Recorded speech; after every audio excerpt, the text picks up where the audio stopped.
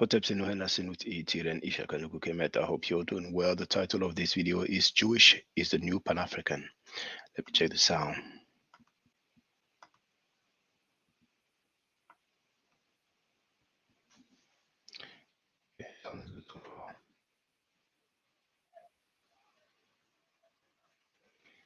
Lovely.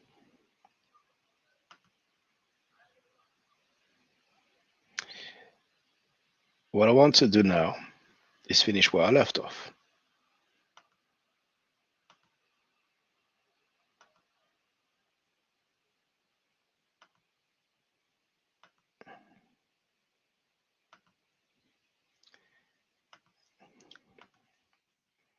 I'm sharing the link to this article so you have it and you can share it with your loved ones.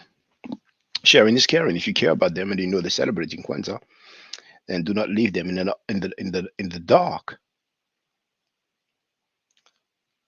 You can enlighten them, show them the light, show them the truth. Truth is facts.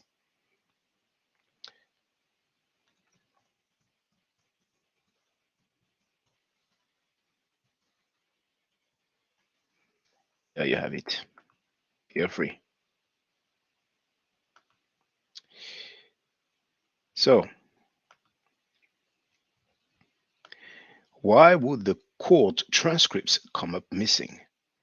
Why would the transcripts disappear like smoke into thin air? I smell a rat. They have been deleted from the pages of history never to be seen again. How often do you hear of court documents coming up missing in which you have the graphic statements of victims? We do have the transcripts of the sentencing hearing that, and they painted Karenga as a madman capable of anything. During his sentencing, a psychiatric report read that he was delusional, paranoid, and schizophrenic, experiencing hallucinations and talked to his blanket and imaginary people in his cell. After serving time in prison from 71 to 75, Karenga popped up again as a chairman of the Black Studies Department at California State University of Long Beach in 1979. Was he a reformed criminal? Was he still an agent? Many believe that his position at California State University was a setup by the FBI for Karenga to further manipulate the Black Power movement away from radicalism. Many believe that the promotion of Kwanzaa was for the same reason. On December 24th, 71, after Karenga was sent to prison, the New York Times ran an article on Kwanzaa but didn't mention Karenga's background or that he was in prison while the ink was drying on the pages. Other articles will come out of the New York Times, and because of the newspaper's reputation, other papers will pick it up across the country. The New York Times has long been suspected of promoting government propaganda to the masses of the country. The 71 endorsement of Kwanzaa by the New York Times begs to differ with the idea of an initial grassroots spread of the holiday. Questions are raised, especially because Karenga was in prison at the time and no mention was made of that fact. Can you imagine, brothers and sisters? The New York Times ran an article about this made up holiday, which has nothing to do with Africa whatsoever. And the guy was in jail for torturing a woman, but they did not mention that fact. Maybe they forgot. Oh, by the way, I forgot. Let's continue. We have the confessions of former agents who state that Karenga was an agent. Was he a man of horrible character? We have one of the most qualified people, his bodyguard of 20 years, to affirm that he was a man of horrible character and had many things for which to atone. Was the holiday a fraud? I say yes for all the reasons cited above. It may be salvageable to have some respect for its diehard participants if the Jewish influence is taken out. Was Karenga a rapist? I think all evidence points to that, as I have cited. I will close with a quote of Brandon Stewart's article, The Story of Ron Karenga, Kwanzaa's founder, detailing some of the torture the women endured. You be the judge.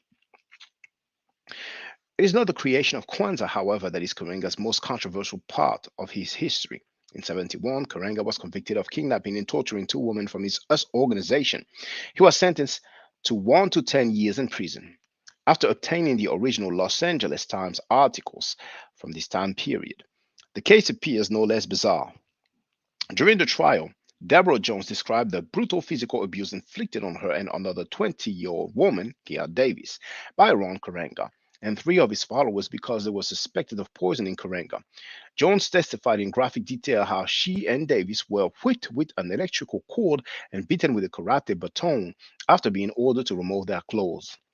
She further testified that a hot soldering iron was placed in Mrs. Davis' mouth and placed against Mrs. Davis' face, and that one of her own large toes was tightened in a vice. According to the article, Karenga, head and founder of the US organization, and others also put detergent and running hoses in their mouths. The last bit was added by Karenga, who was upset because she, Jones, would not cry. The reason behind the abuse was apparently because Karenga feared that the two women had placed crystals in his food that would kill him. According to damning testimony by his wife, Brenda Lorraine Karenga, she heard him tell the victims that he wanted them to reveal where they were hiding the poison. She further testified that she heard screams and yells coming from the garage where the defendants were holding Deborah Jones and Gail Davis, and noises which sounded like someone was being whipped. The Times reported that during the trial that scars from the cuts on Jones' back were shown to members of the jury, and that Jones testified that Karenga finally let them go, but only after threatening to shoot them in the hands.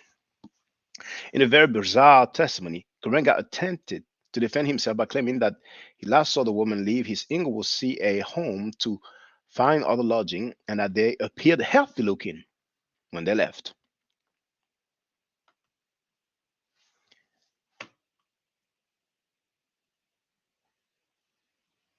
For Pan Africans,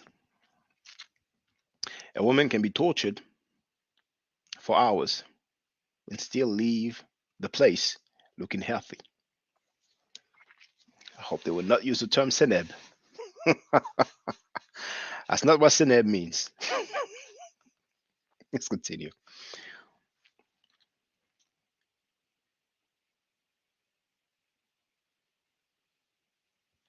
Furthermore, he testified that he did not know what his wife testified against him, and that his wife and children had not fled to Virginia to get away from him, but rather he had sent his wife and children away for rest and recuperation. If he had known there was any violence within us, such as the alleged beating of the two women, he would have stopped it, wrote the Times reporter, adding the US organization was against violence. Conclusions and considerations. I wish to state here that I don't condemn anyone for whatever celebration of religious they practice, which they feel are good for their families or themselves. However, I believe as African people, we desperately need to have more serious consideration of the culture and cultural values we transmit to our children. I can have a sensible disagreement with anyone on any number of topics. My argument where I stand is that people must be informed about their beliefs and practices. Often, when people are informed, they may change their minds, some may not. My purpose is to educate and give people information to make insightful judgments and decisions. That should be a stance of the African conscious movement. Question everything and leave no stones unturned. We have to build a sound African worldview in the future and learn from the past. We will not do this with being so politically correct that we ignore ugly facts about our past and attempt to teach these inaccurate and sanitized versions of historical events. Molana Karanga has haunting ghosts that will not leave him and shouldn't leave him. He has committed some treacherous acts against his people, against women. He was an FBI COINTELPRO agent. He concocted a holiday that is not authentic and should have some critical analysis. He has done some research of value which is widely read and cited by many in the African centered movement. That is to his credit. However, for many, his past is inexcusable, especially without disclosure. To some, it may be, to others, not so. To attempt to hide that past and create a sanitized version of history because some believe we have a deficit of leadership is sadly wrong. It is equally wrong to avoid questioning the Jewish influence copied into Kwanzaa because it is awkward to acknowledge that we are copying a Jewish tradition, if people celebrate the holiday or not. That is individual choice. Our responsibility is to inform and educate, to raise consciousness, and not avoid the early past or be silenced by those who are afraid of the exposure of an unsanitized history. During that cold time of the year when others are breaking their bank accounts and lighting daily candles, I myself fast, pray, and meditate with the winter solstice, as do as I do with the turn of each season. I'm not saying that my practice is the only practice. However, no one should feel less than African slash black because they choose not to celebrate Kwanzaa, especially with the documented information on Kirenga. We celebrate traditions simply because of our geographical location, regardless of the cultural meaning of our people to our people. That means we are not owners of our cultural worldview.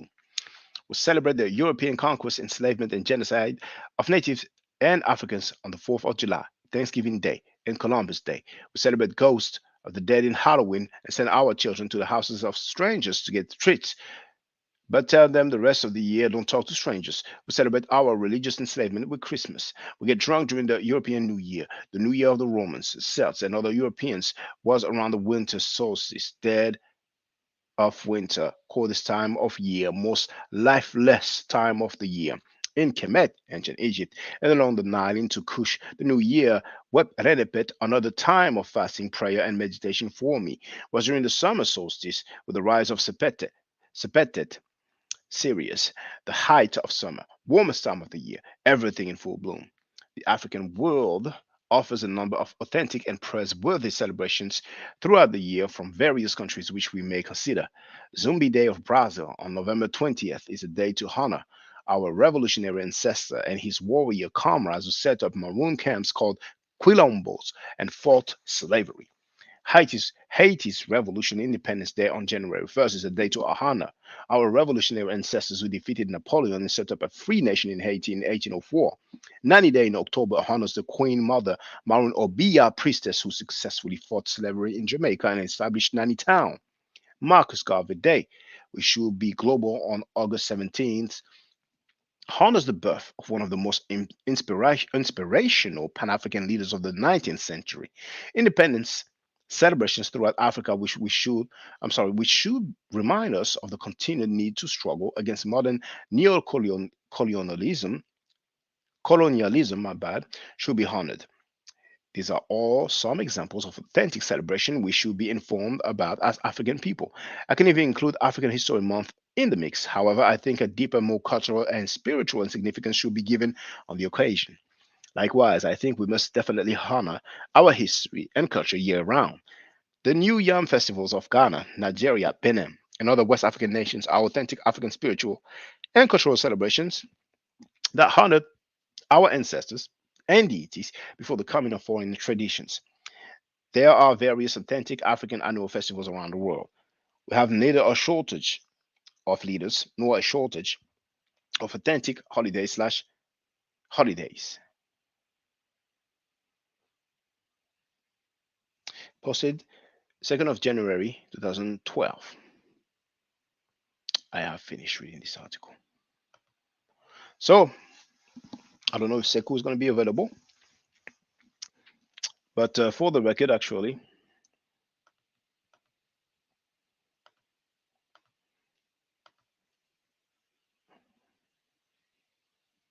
why is it not showing? Okay, it's going to show this. I think it's a delay. Okay, there it is. So you can see here, this is the title of the video. Jewish is the new Pan African. All right. I didn't say that Kemetic people are Jewish. Kemetic people who practice Kwanzaa are Jewish. And the one that I did yesterday is here. Jewish Pan Africans. Happy Kwanzaa. All right. So our brother Sekou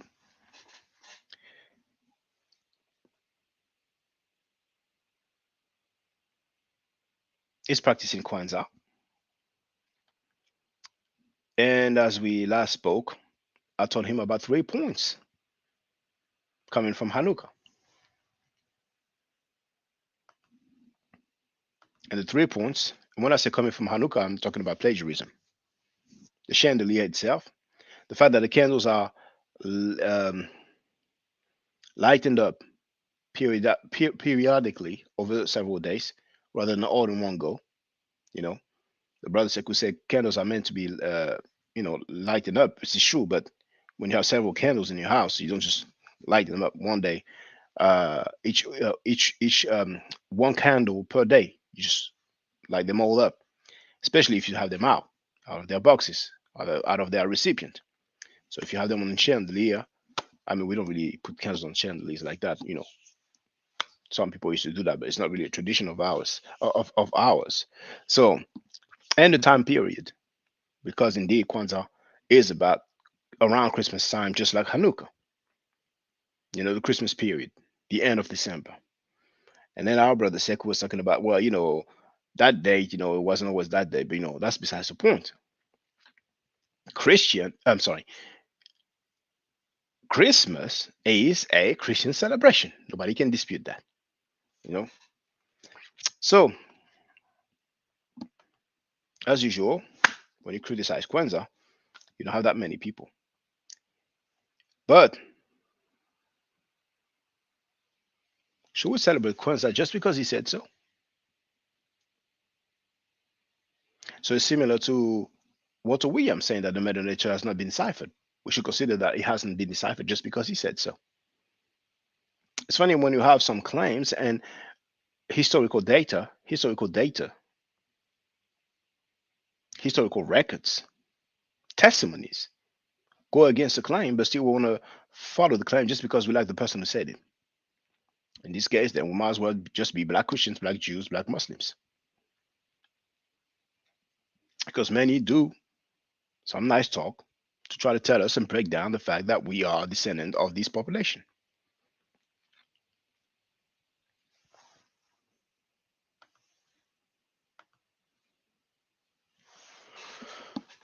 I'll be right back.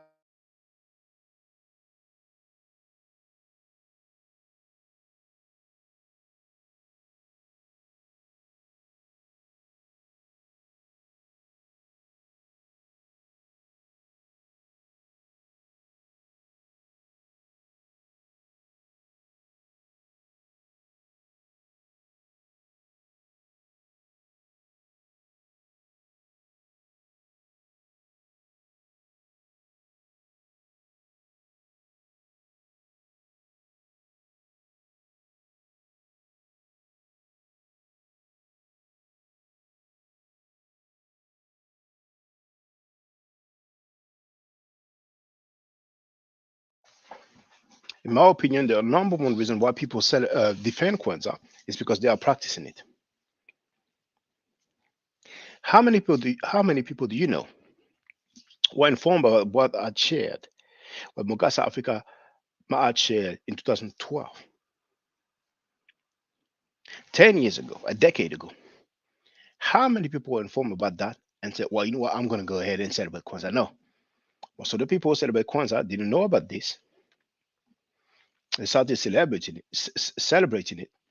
And because they have celebrated it for a few years, maybe a few decades, it is part of their program, it is part of their lifestyle, it's part of their cultural ways, not to say spirituality. So just because they're practicing it, they want to defend it. Anybody that has self respect, dignity, and integrity should realize that at this point, it is real sad to celebrate it and to defend it. I don't know if some people are putting pressure on you, but the people who defend it the most are those who celebrate it and those who organize it, because those who organize it make money. Many organizations have several events, several endeavors for which they are making money. And here, I don't see why we should be celebrating this plagiarism of the Jewish holiday, Hanukkah. And the funniest thing to me is the Kemetic people, all the Kemetic people who tell, and I have one lady who told me that face to face, not over the phone, not over the internet. Our people need to understand that uh, Christmas is whatever expletive she used. Some so-called Kemetic lady, a Pan-African lady, who's in the movement because her husband cheated on her with a white woman, by the way, but I'm being nice, I'm not saying her name, saying that our people should understand that Christmas is rubbish and pushing Kwanzaa. I mean, that's humoristic to me. That's humoristic to me.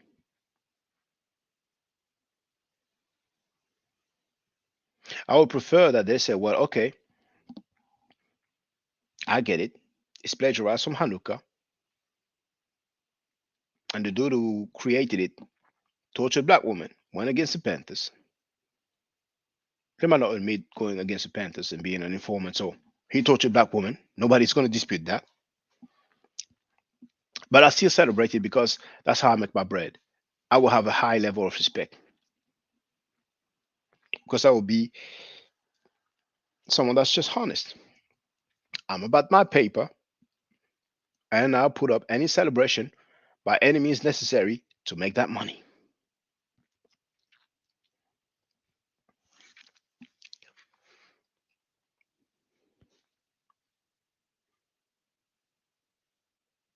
Don't you think amongst Abrahamic believers, you have people who have studied several ancient languages and come across so many ancient records and realize that their belief doesn't stand on so much evidence, but more belief than anything else? But they've made a choice. It's a matter of choice. If you are young and new in any Pan African movement, don't think that you have an obligation to celebrate or defend Kwanzaa just because your quote unquote elders are celebrating it and defending it. You don't have no obligation to go along with this fraud. Kwanzaa is a fraud. It's not authentically African. And as you have seen, most people who celebrate Kwanzaa are not even aware. Most of the people who celebrate Kwanzaa don't even know that it was plagiarized from Hanukkah. And as they are informed of it, they are shocked and they are in denial. Their reflex is to just defend it without even looking at the evidence, without even looking at the information. And brothers and sisters, understand, I'm not singling anybody out. I've been criticizing Kwanzaa for many years. For many years. It's nothing new to me. But the same reaction that black Christians and black Muslims and black Hebrews, Israelites, or black Jews have, we see the same reaction amongst the so-called Pan-Africans, including some Kemetic people. And really, the majority of Kemetic people, anyway, they talk that talk, but they don't take it a notch. They don't take it up a notch. They're not learning the meta nature. They're all over the place. They are cheerleading for liars, plagiarizers. It's just a big mess. It's a big mess. Pan Africans are not a great example to follow. As long as you defend rapists, you're not a great example to follow. Everything else is excuses. Everything else is excuses. The Black Panther Party for self defense, they really did their thing. And to know that some people went against them, of course they're not perfect, but come on now. We're going to honor a dude who tortured black women and created a made up holiday by plagiarizing Hanukkah over the Black Panther Party? I mean, it's beyond that fact. It's even beyond that. Forget about any other organization. Why should we celebrate Kwanzaa? Why? Why shouldn't we celebrate Christmas? And yet we should celebrate Kwanzaa. Amun Min Rasut Atum wrote facts. Why shouldn't we celebrate Christmas straight away?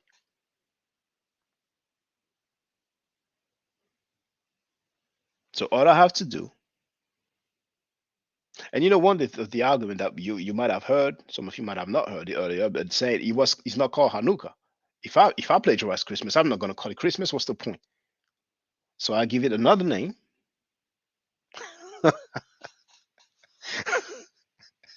I draw a Santa Claus, or I draw a baby Jesus with a red, black, and green um, um, cloth, and I give it an African name, and it's on. Michelle Grant wrote, "I had no idea about the founder of Kwanzaa, and I'm don't think my friend who introduced the practice to me and who celebrated do either." Yes,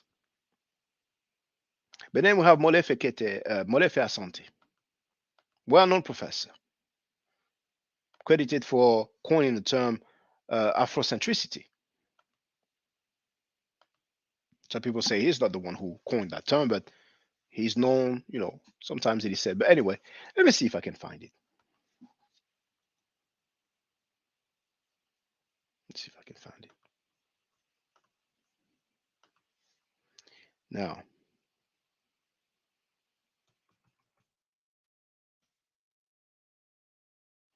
oh,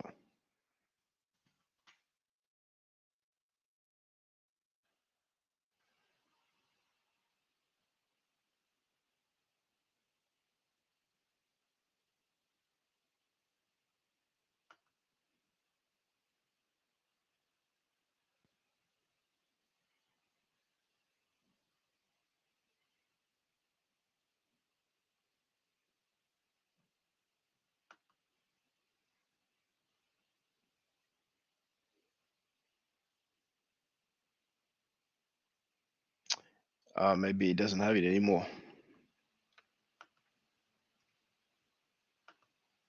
I communicated with Molefe Asante, and when I brought up Mukas Africa Mad, he labeled him an agent provocateur. It's a shame I can't find the article.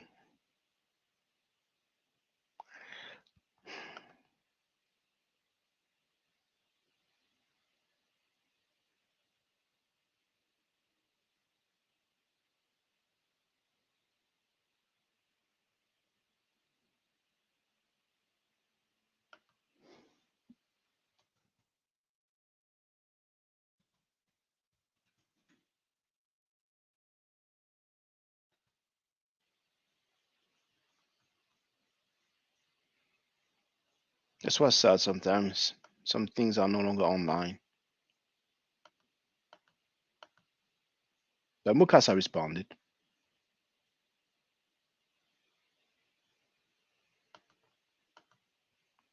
So Mukasa Africa, I'm sorry, Molefe Asante labeled Mukasa Africa Mad an agent provocateur in defense of Kwanzaa. Can you imagine?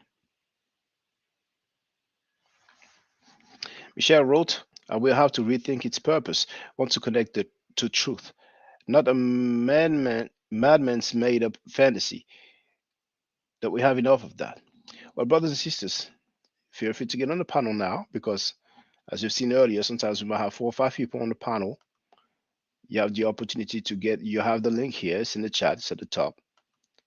So take advantage now that you catch me live. But really, I don't see why we should celebrate Kwanzaa. We might as well celebrate Christmas and the fast or Ramadan or anything else that's thrown at us.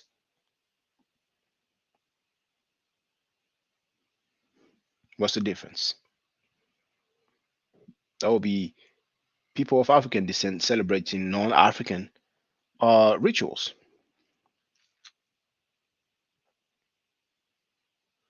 People defend Kwanzaa.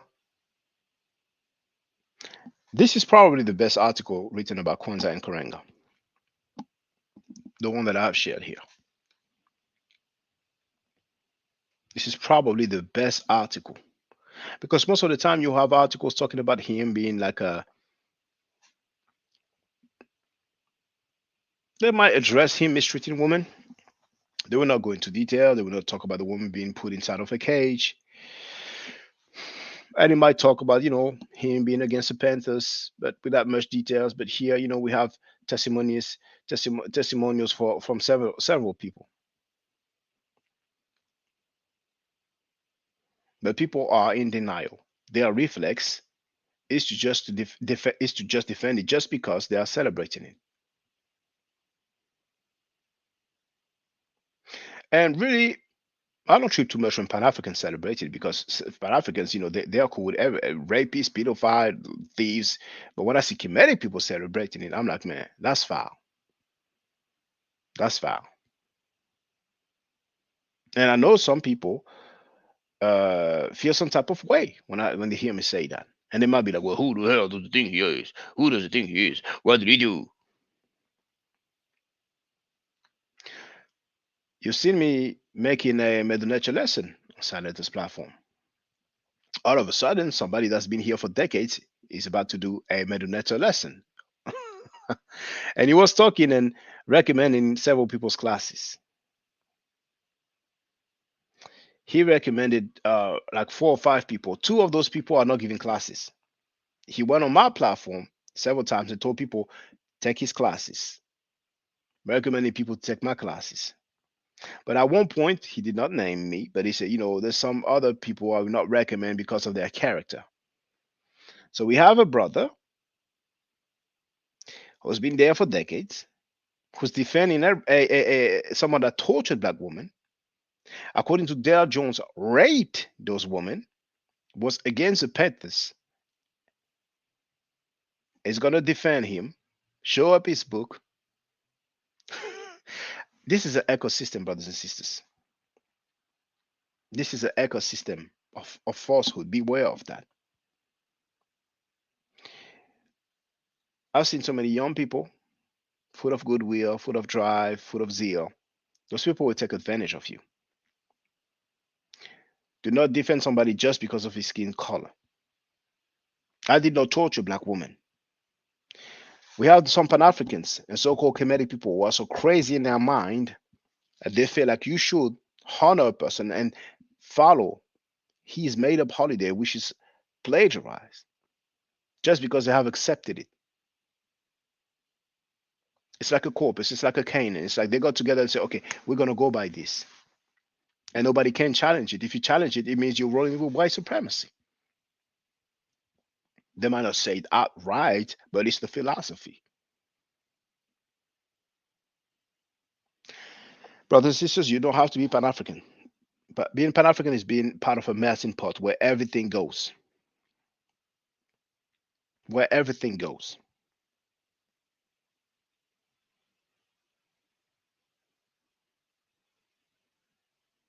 And as far as I'm concerned, it's not everything goes. It can be everything goes if we have a discussion. Anything goes. Let's talk. Yes. But in terms of philosophy, religion, practices, rituals, spirituality, no. No melting pot here. We have plenty of records about what um, African people used to do. We don't need to just go around and follow anything that was made up by some people that tortured black women. Kwanzaa is kind of established because it is practiced by probably millions of people worldwide. But can we challenge the information? Can we talk about it? Should we just accept it because some people are celebrating it? I mean, we have more people celebrating Christmas than Kwanzaa. So, what is the logic there? It's something that brings them paper. That's why they keep on promoting it. Because they will have to do some work and study and find something that we can tie ourselves to and have as a practice. Just like all those people who say that the Medunetcha has not been deciphered.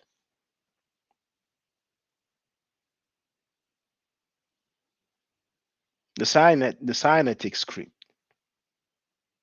before the Hebrew script, ultimately derives from the Medunetcha, but for strange reason, the Medunetcha has not been deciphered. But nobody said that the Hebrew has not been deciphered.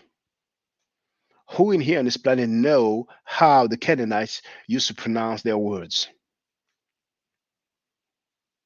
But nobody says that it has not been deciphered. But for a strange reason, because some people are lazy and they don't know how to read the Medunetcha, then they say, okay, it hasn't been deciphered. And people roll with it. I'm ashamed when I hear my people saying that. It's whack, it's weak, it's ridiculous. I'm not here to make you happy, brothers and sisters. That's whack, that's weak, that's ridiculous. There's some people who ain't been burned around the cone and studied any foreign language in their lifetime. And they want to kick it and say it has not been ciphered just because one person said so in a book written 30 years ago. How ridiculous is that? You ought to be ashamed of yourself. Now, let me give you, brothers and sisters, 3 reasons why being Kemetic is fly. First reason. In Allah, the Proto-Semitic Allah, further down tells us, was a black God represented by a black bull whose hide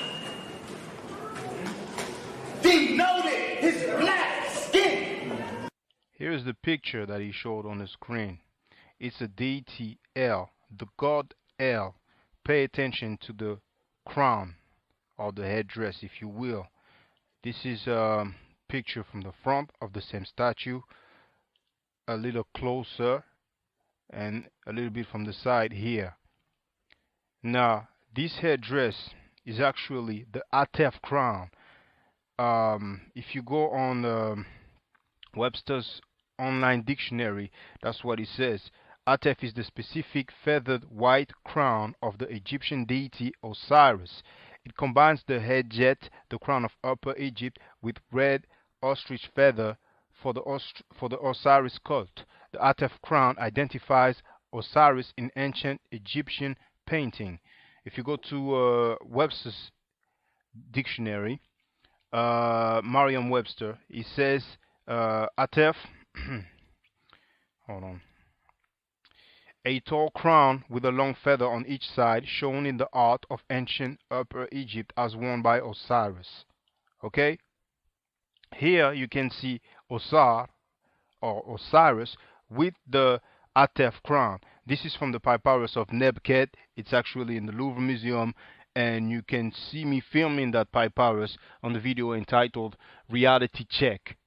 Why black people ain't going nowhere, but you might as well put Afro Style Reality Check, it's gonna come up. And in here, it's also from the Louvre Museum. You have Osiris in the middle with the Atef crown, and the description for it, if you go on the website of the Louvre Museum and you type Royal and Divine Triad, you can do a search and you will see they mention that he is actually wearing the Atef crown.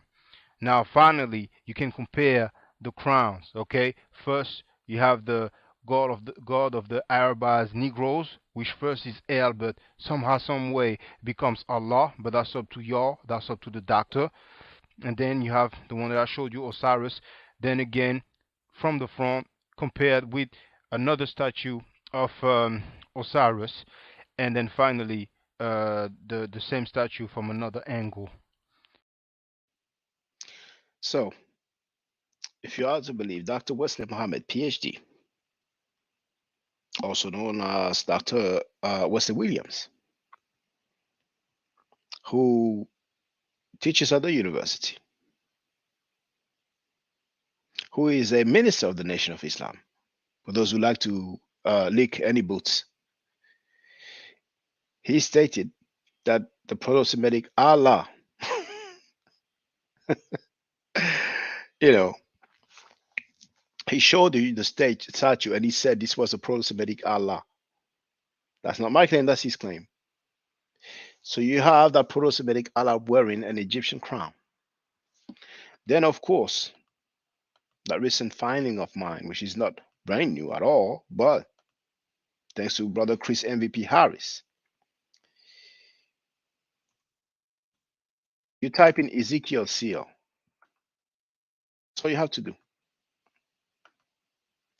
It's not Ezekiel, my bad. I'm sorry, it's Hezekiah.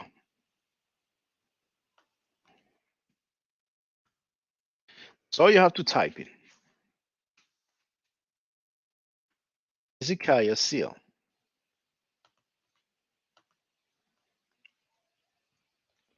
You have biblicalarchaeology.org, you have CNN.com.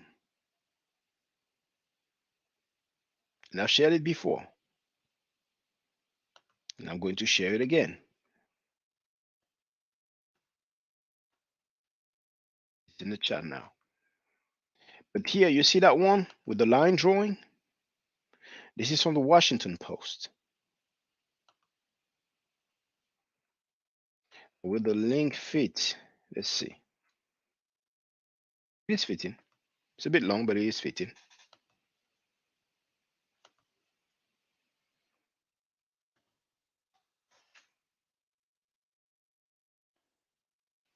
And you see, seal of biblical king is found in a trash heap in Jerusalem. So you have the seal on the right and the line drawing on the left, and you can see the two ankhs. One here, one here. So 8th century BC, the king of Judea had the ankh on his seal, not to mention the winged sun.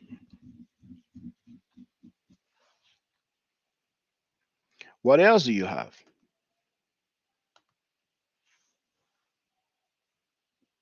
You have a link to my website. You can go straight to the bottom.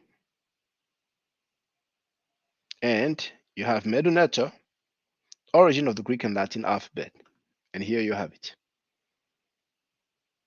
This is Anthony Browder's book, Nile Valley Contribution to Civilization. Then we have Stephen Roger Fisher's book, A History of Writing, page 48. Then we have Oligo Wasser.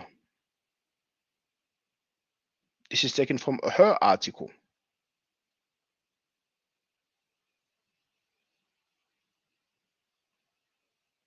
And she got an award for Best of Biblical Archaeology Review. Look at her chart. An evolving alphabet, hieroglyphic, Proto-Sinaitic, Phoenician, and Paleo-Hebrew, early Greek, Greek, and Latin. The alphabet that we are using derives from the Medu Neter. Those are three great reasons. If you believe the PhD in Islamic studies, the Proto-Semitic Allah wore an Egyptian crown. Now, for all Judeo-Christians, all Jewish people and Christian people, 800 year BC, the king of Judea had the Ankh, the ancient Egyptian hieroglyphic symbol of the Ankh, Medu Neter, symbol of the Ankh, which stands for life mainly, on his own seal, his royal seal. And our script, including the Proto-Sinaitic script, derives from the Medu Neter. Those are three great reasons why you should be proud to be Kemetic. And for those who are tempted with the Moors, because they talk about the law and they quote Black Law's dictionary, I'll show not long ago, like I have stated for all these years, they cannot even show you any black Moorish ruler of Europe. The Hebrews were not able to show any black Canaanite whatsoever. They've been talking that good game for a long time. But for a lot of people, they're a bit lazy to study. So they read theological book and read this and that passage, and that's it. Making biblical genealogy. Genealogy.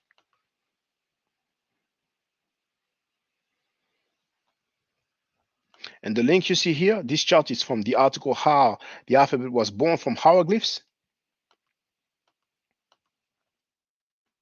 I'm going to share it in the chat.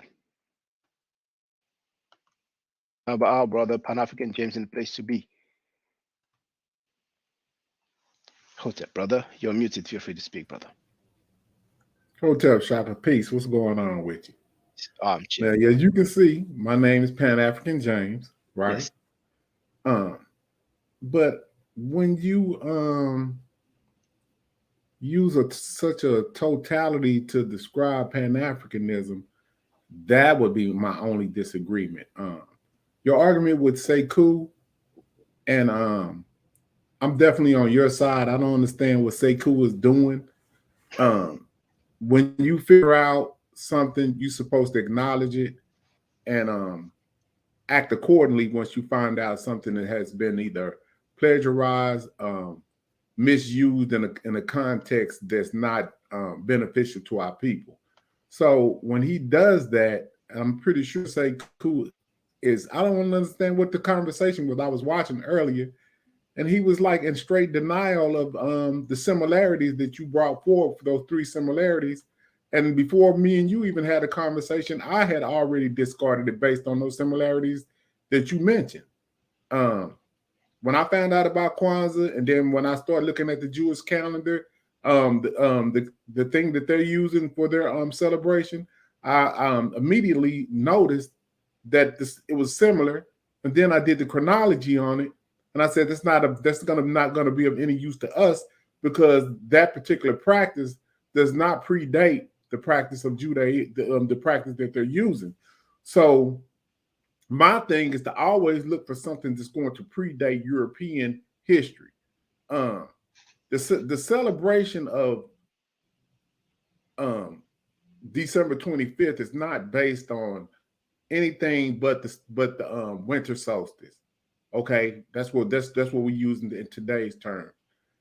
Using that and knowing that the Africans are the ones who created this particular thing, and then it was demonized by the word paganism, which is what Sekou used to describe it. Showed confusion. You have to understand that paganism is only used as a demonizing of African history. You know what I'm saying? When you use that, worshiping of more than one God, so the demonization of of African thought. So you got to understand what you're dealing with when you're dealing with that type of information. So what I would say is that we should use December 25th. We need to put it in the context of predating the other Abrahamic religions. Because would you say that? Would you say that December I would 25th say that, or yes. the observation that the sun stopped moving for a couple of days, seemingly, right? And then it rebirths on December 25th, 24. That's an African observation. So we should be able to use that and just say simply that, hey, only thing we're doing is recognizing the new year based on the star system of the Orion's belt. It comes around this planet once a year, and it's just like an hour. Look at it as an hour clock and if you look at the clock on the clock, it has 12, 1, 2, 3. That star system only comes around once a year at 12 o'clock on December the 25th. You know it's a new year. So it's a time telling mechanism that we're using. And I think that would be more valuable than the fictitious things that we worship. You know what I'm saying? And you know what I'm saying? To use it in a way to say, hey man, this shows African intelligence because it's science. To be able to tell time, I think that's brilliant. You know what I mean? It's more valuable than Santa Claus or whatever you want to make up fictitious. You know what I'm saying? And I'll stop right there. Mm. And I wouldn't say it's an African observation because I'm sure many other people have also observed the same phenomenon. But it wasn't the new year for us. The new year for people of Quebec, that was around summertime. So I was surprised at some of Yeah, the things that I heard also coming from Sekou. you're talking about, but see, that's also the star system that they're using. They're using the star Septi that comes up in September, right? They use the star Septi for the new year. It follows Orion's belt, and then when that star system pops up, I think it's September. I'm not. Don't quote me. September 15th or something like that. That star system follows Orion and it shows up on the horizon.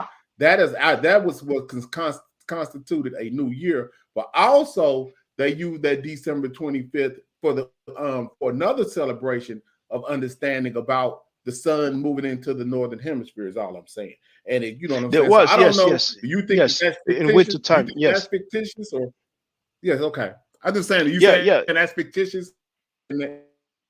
No, I'm not saying that for December is Go fictitious. ahead. They did have some practices or rituals, around the winter solstice. That is a fact. I was just saying that, for people of Kemet, the New Year was around summertime. That's all I was saying. And I Yeah, but see, wish but Sekou what you would get a want to chance. do, Go ahead, brother.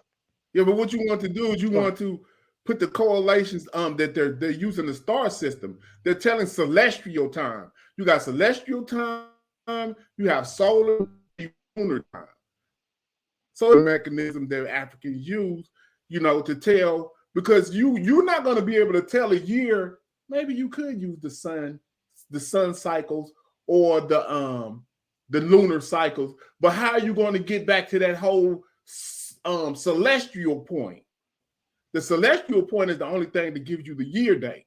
I think you could keep doing that 30 day cycle with the lunar cycle, and you would never be able to tell. You have to use the star system to be able to get the year date. Like so it's just really interesting because I study this type of stuff. It's just interesting when you understand what our ancestors was doing. They were telling celestial time, they were telling solar time, and they were telling lunar time. So I mean, I think that's just so much more important than the fictional stuff that we talk about. Hmm. But I know there's some good Pan Africans, but at large, unfortunately, the Pan Africanism now is like anything goes, and I know that very well because I've been very close to many Pan Africans, and once again, I've been saying the same thing for years, but they defend rapists, they defend pedophiles, they defend thieves. I had stuff stolen from some Pan Africans. The so-called elders didn't say jack. They're nobody. They're nobody. They don't say jack. You know what I'm saying? Um, I had my laptop stolen. I had my projector. I don't know if you use the term projector, but basically that device to That, sh- mhm. yeah, and basically to share the image like on either on the wall, if the wall is large enough, or on that thing. The word escapes me, but um that white thing that you pull down, you know what I'm saying? So it's like basically like Yeah, like in the movies. In the movie, the way I it's know what you're projected on screen. I'm Yeah. familiar. So that was stolen from me.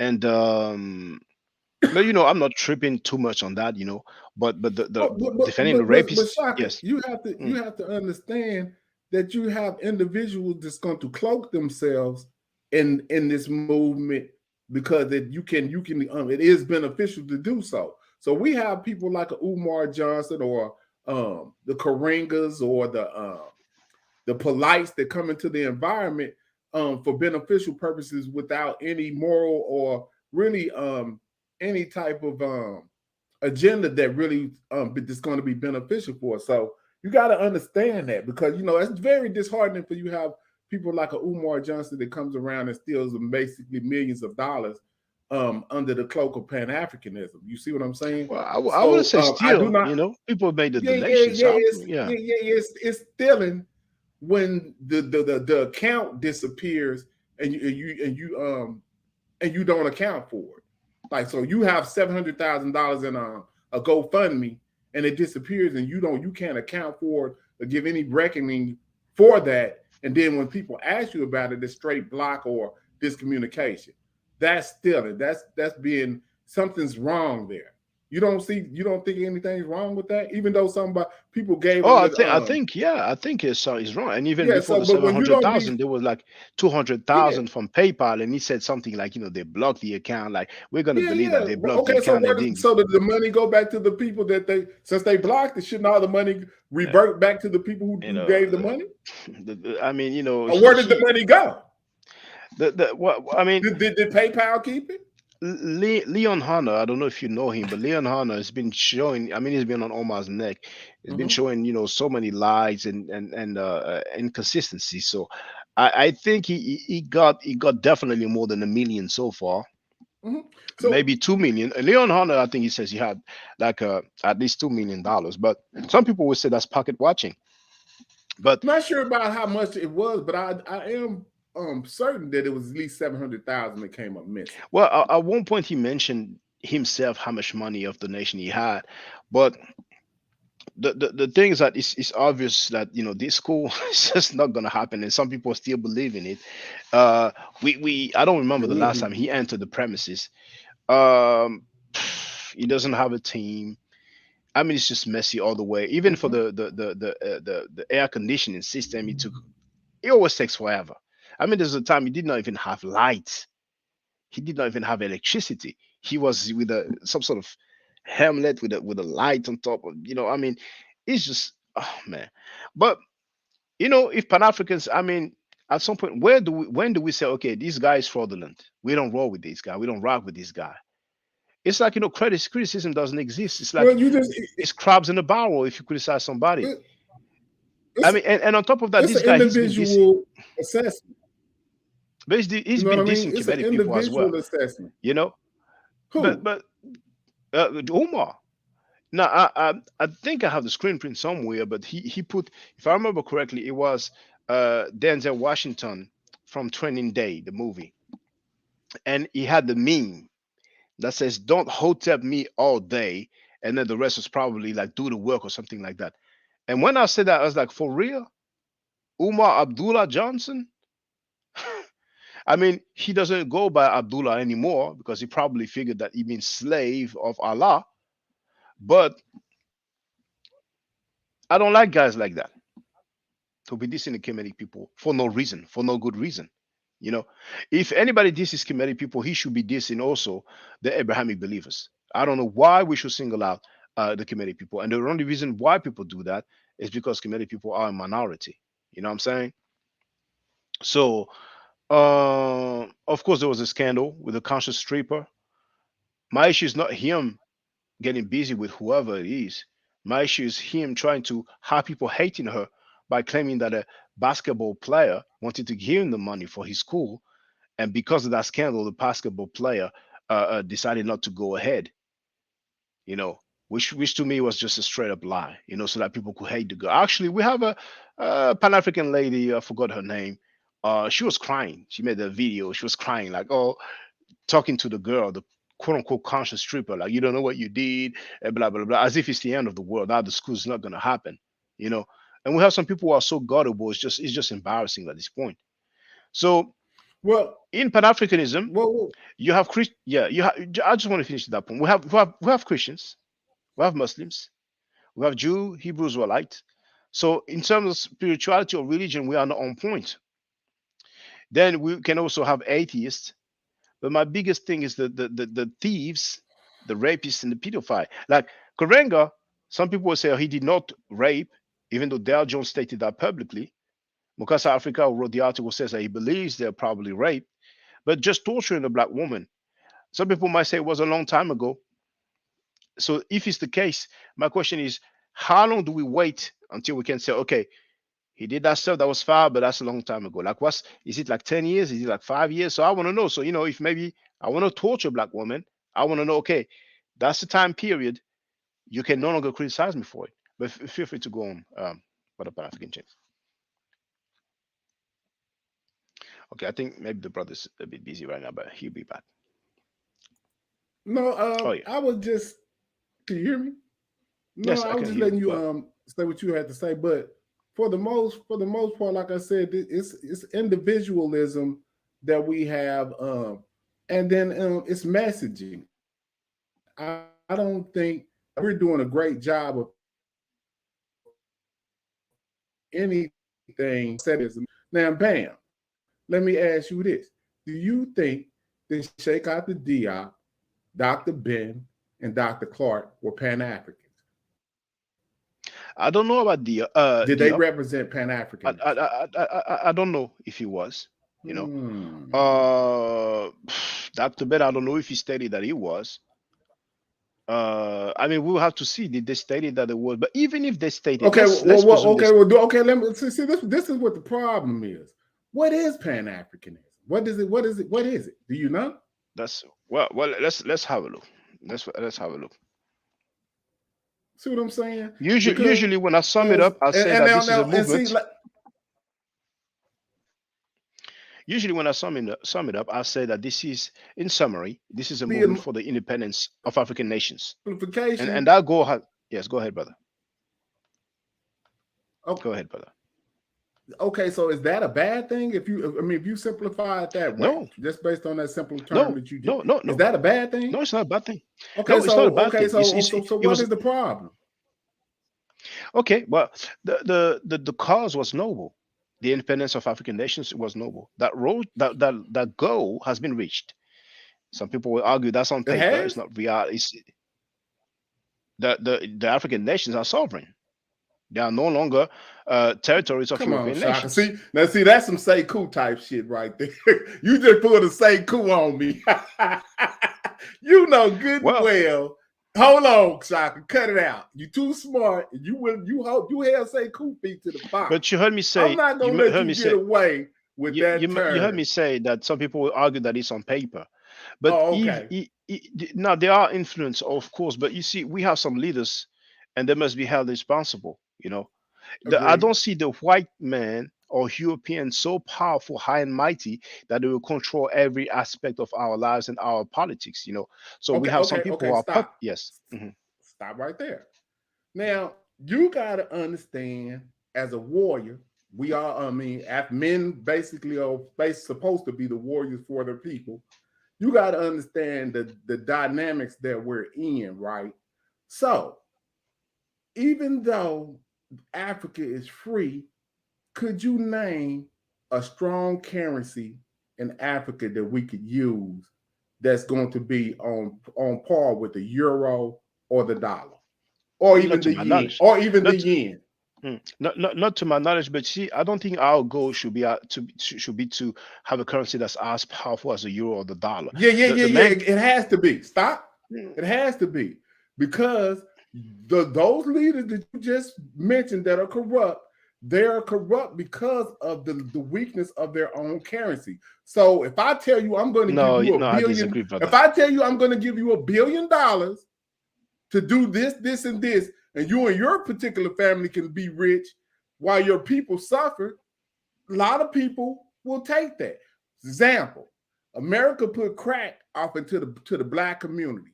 A lot of brothers took that for financial gain and did not you think about it morally to keep our community safe.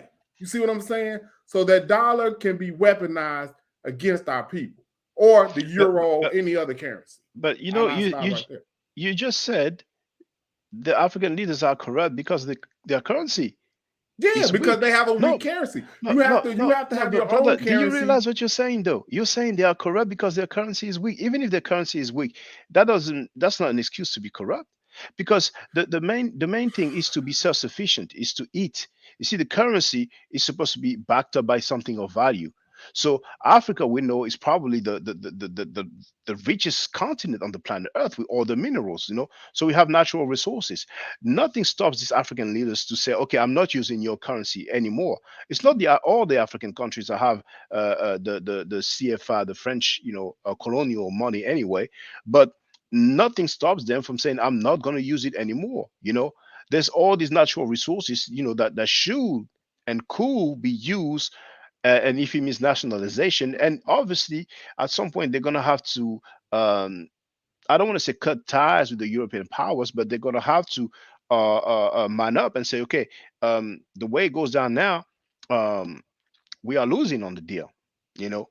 So they can use the influence of China and Russia and any other nation that will be willing to pay more, you know. But at the end of the day, it's not an excuse to me to be corrupt just because the currency is weak. And I don't want to No, sound okay, like, slow down. mhm, You got oh, hold on. okay, our brother will be back. But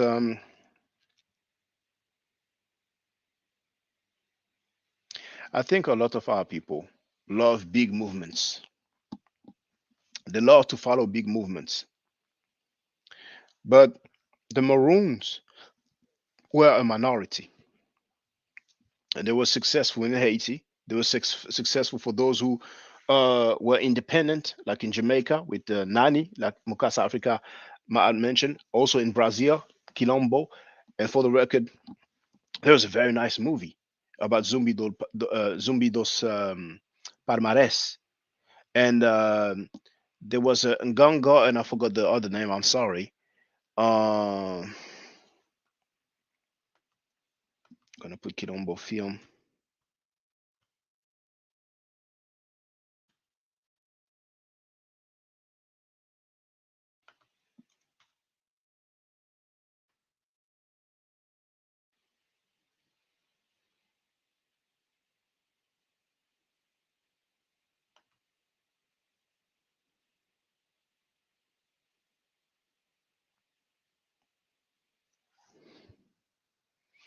There was Nganga. Okay.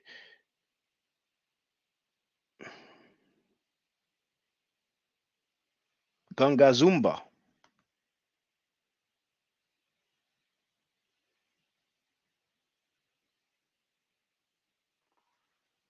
Gangazumbi. Or Gangazumba and Zumbi nos Parbares, if I'm not mistaken.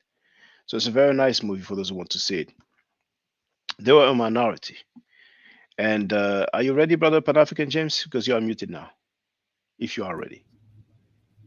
Yeah, I had to go unlock my door. Yeah. But yeah, see, I'm trying to explain something that's really complex in a simple way.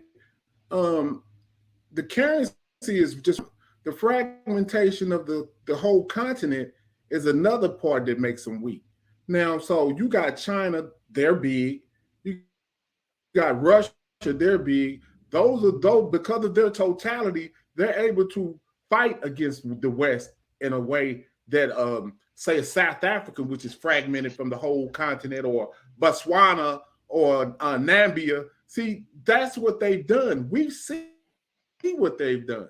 So you got another one.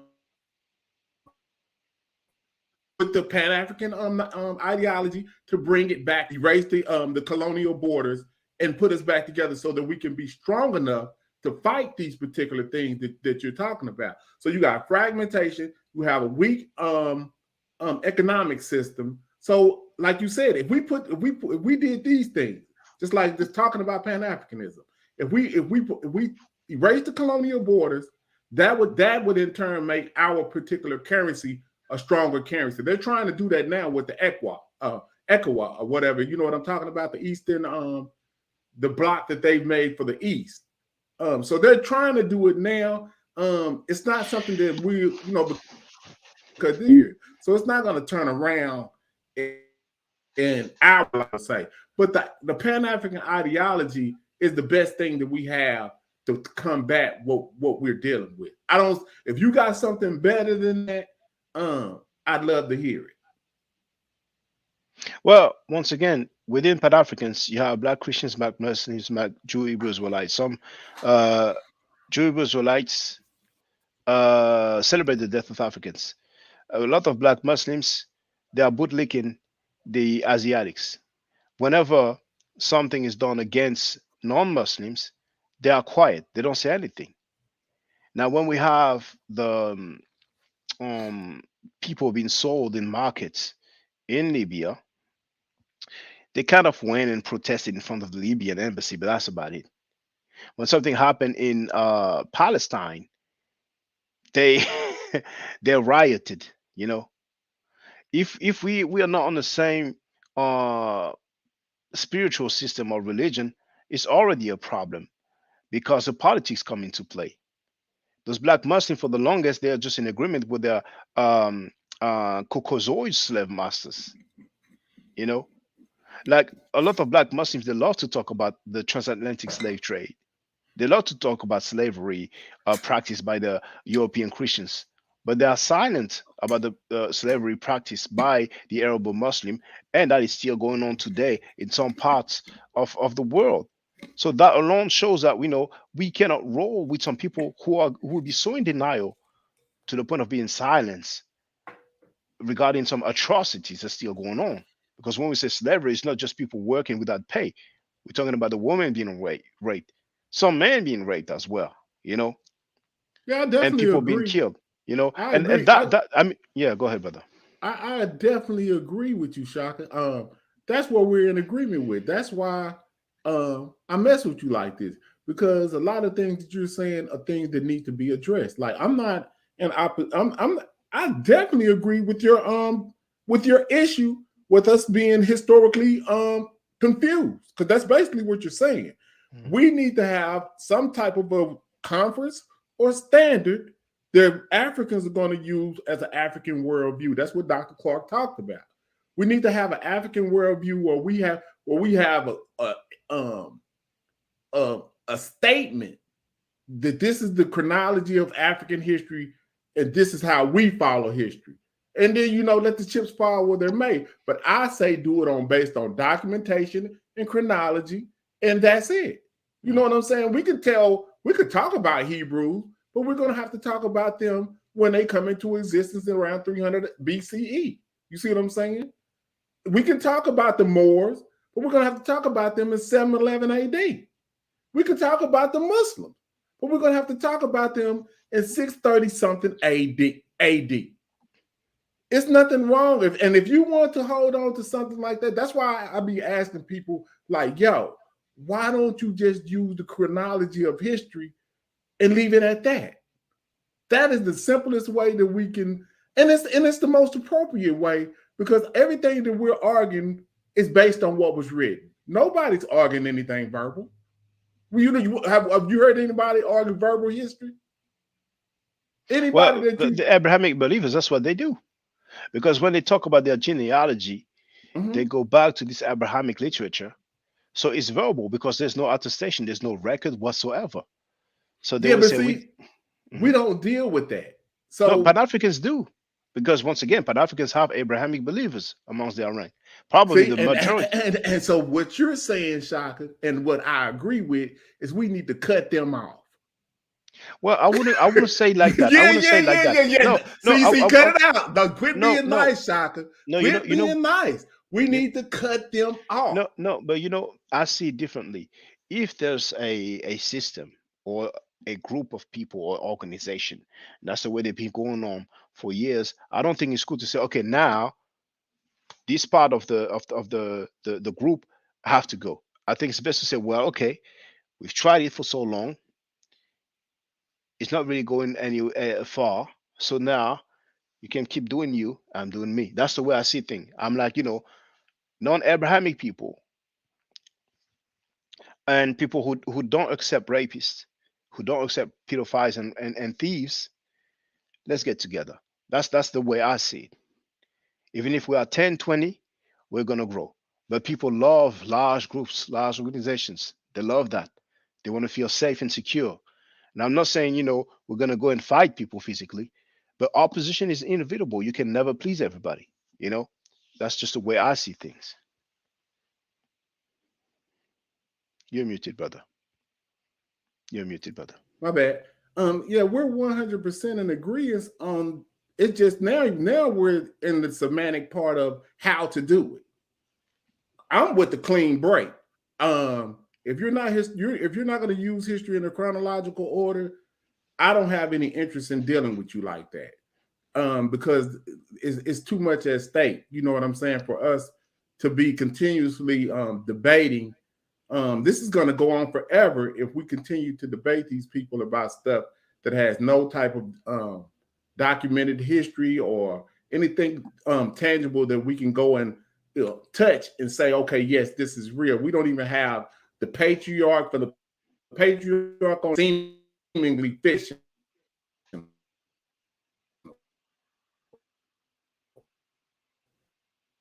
It's breaking up on my end. So Situation after the Crusades.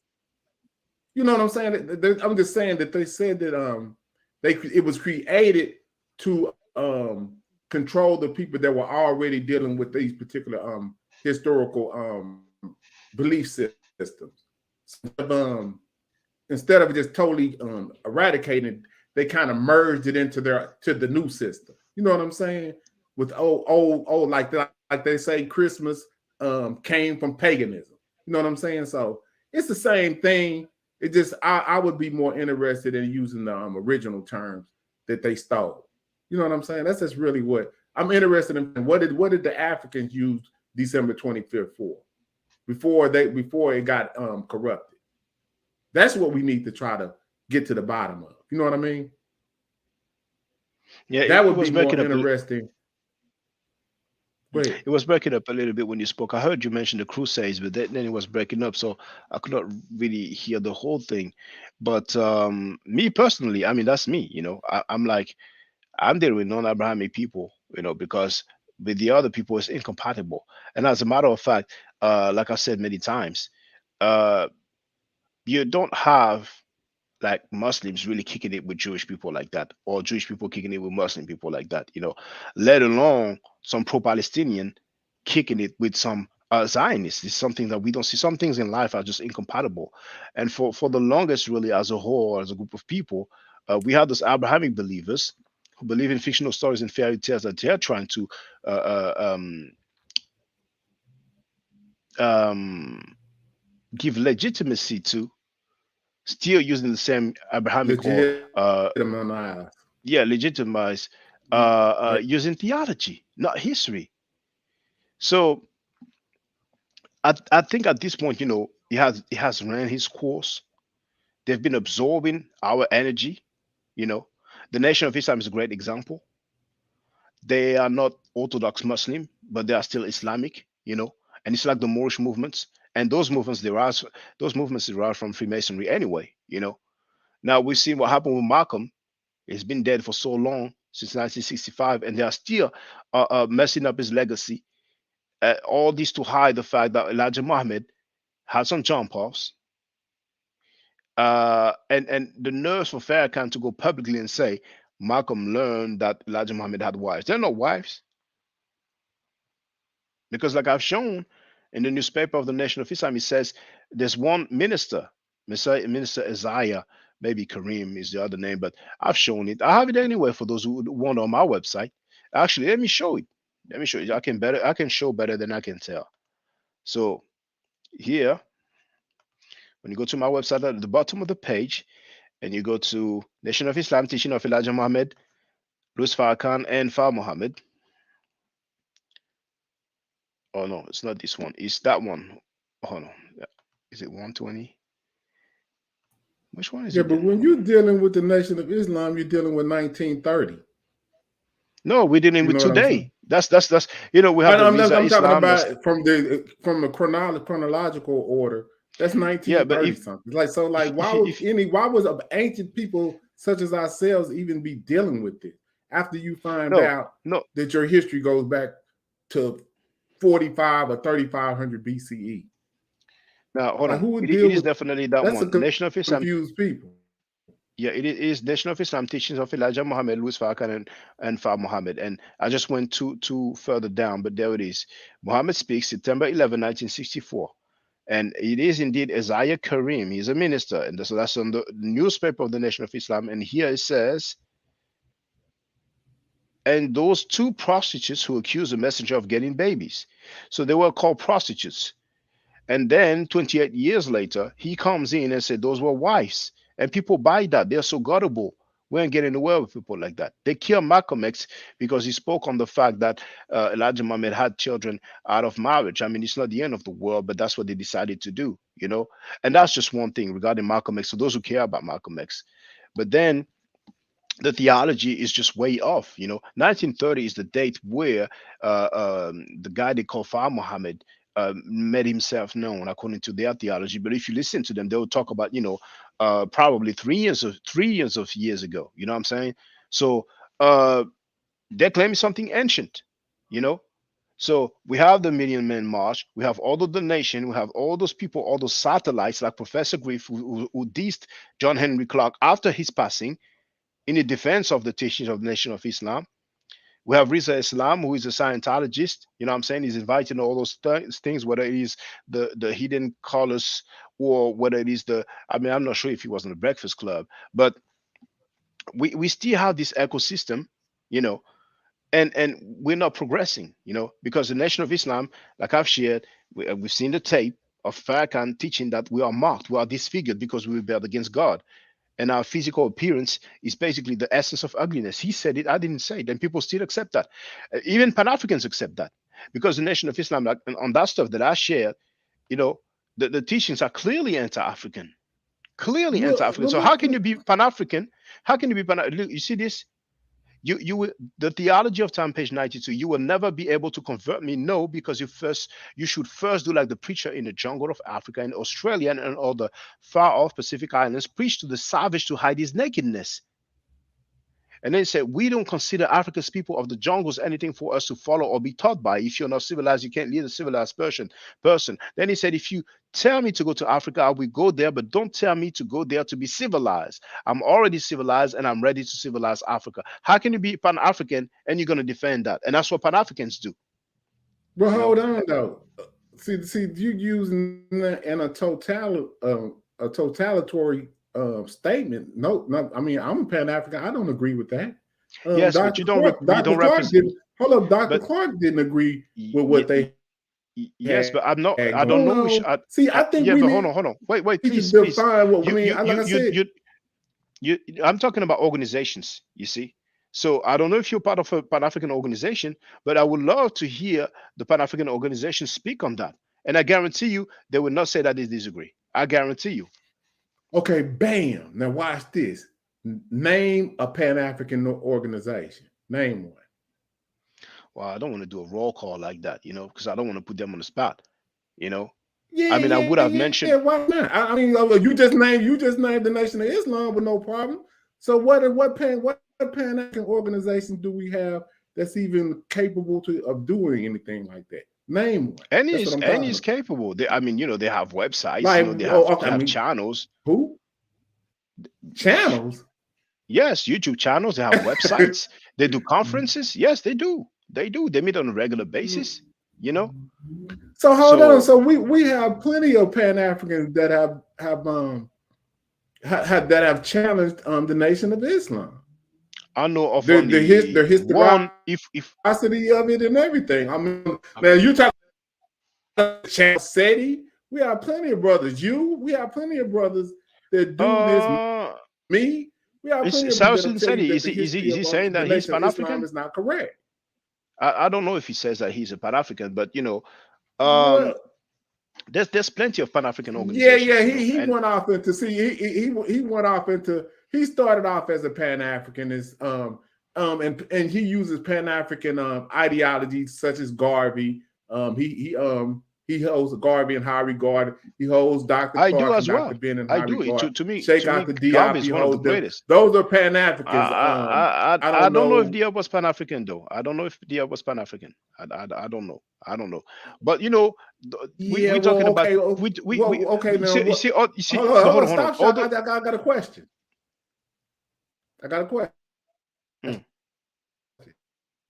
African not have anything to do with Nkrumah or anything, any hold on. one of that nature? Was he not involved in Nkrumah Mm, in his? it's breaking up, brother. Please come again. What I'm asking is, you saying that you don't know that Diop was a Pan Africanist, right? I'm asking you from the continental aspect.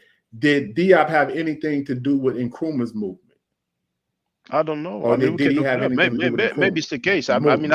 I don't know if Diab was Pan African. I mean, I don't Because know. you know that that's what was going on the continent. Well, I Pan know about Nkrumah, but Diab. I mean, I'm not Africanism saying was he was going on. not. I'm saying I don't know if he was. I don't know. What got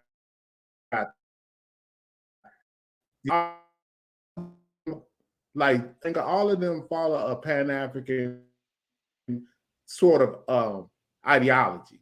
I think that they're aware of that, starting from Nkrumah to Robert Mugabe and so forth. That was a movement that happened in Africa in the 50s and 60s, right? Well, Nkrumah, I'm familiar Can with you him. hear me? All I'm saying is I don't know if Diab was, and if he was, he's cool. But we're talking about people who are no longer alive, who's following in their footsteps. To me, Pan-Africanism, once again, the cause was noble, and back then it was the independence of the African nations, and that goal has been met. Now it's a melting pot of everything: rapists, pedophiles, thieves, liars, and he doesn't fly. So I'm like, I'm not rolling with this mess, and I won't deal with truthful people. And I think it's my right as a human being. Right. So let me ask you this. So are you aware of Plo Lumumba? I Yes, of think he's course. from Kenya. Oh, He's okay. I thought you talk following about Patrice Lumumba. no PLO Oh no, no, Lumumba. I'm not aware of him. No.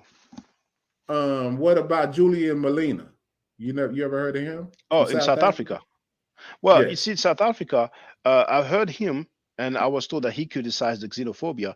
But South Africa is probably one of the worst example when you talk about Pan Africanism, because I mean they've been killing, Africans from other countries. It's just crazy. I mean, I don't know what's going on over there. It's just horrible. It's just horrible. They Well, I they're don't being think killed. that you, but that don't got nothing to do with Pan Africanism because African people are fighting each other. That the people that are doing that are Pan No, Africans. no, it's different than just fighting each other. It's South Africans, some South Africans, of course, not all, but South Africans who are specifically targeting non-South Africans, and this has been going on for Hmm. years. You And know, that, and if you listen to Julian Malema, he's totally against that. yeah, that's fine, but he's powerless regarding that. So if they, I mean, I'm not blaming him for what's going on. He's not responsible for what's going on. But when in your own territory, we have a group of Africans killing other Africans just because they are not from the same country, I don't even think we should talk about, okay, on an international level, this is what we should do. I think those problems should be sorted. And when we talk about Pan-Africanism as well, we have different African nations, and they have a huge problem of ethnic tribal wars. Not just dislike, but they're really killing each other, and it's a reality. And as a matter of fact, a lot of people flee those countries for countless reasons and end up elsewhere, and that's why really the Pan-African movements are mainly kicking in the diaspora, not within the motherland.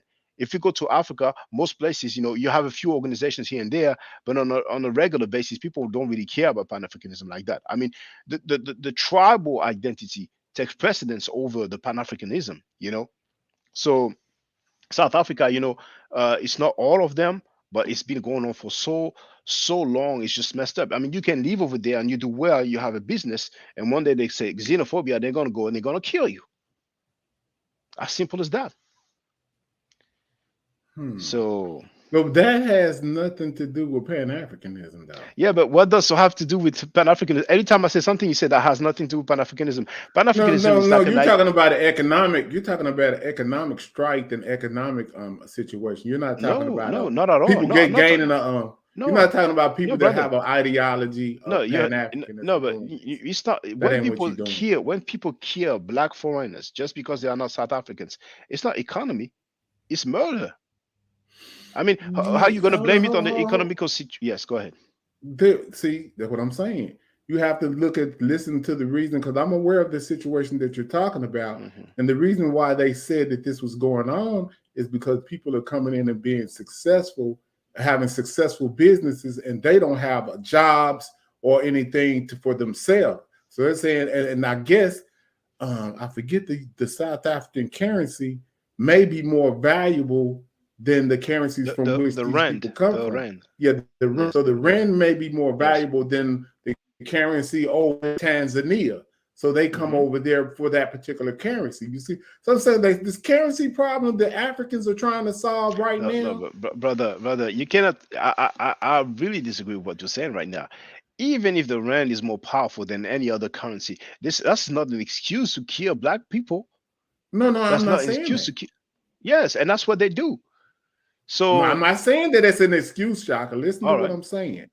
Mm. You have to understand that morality is a thin line.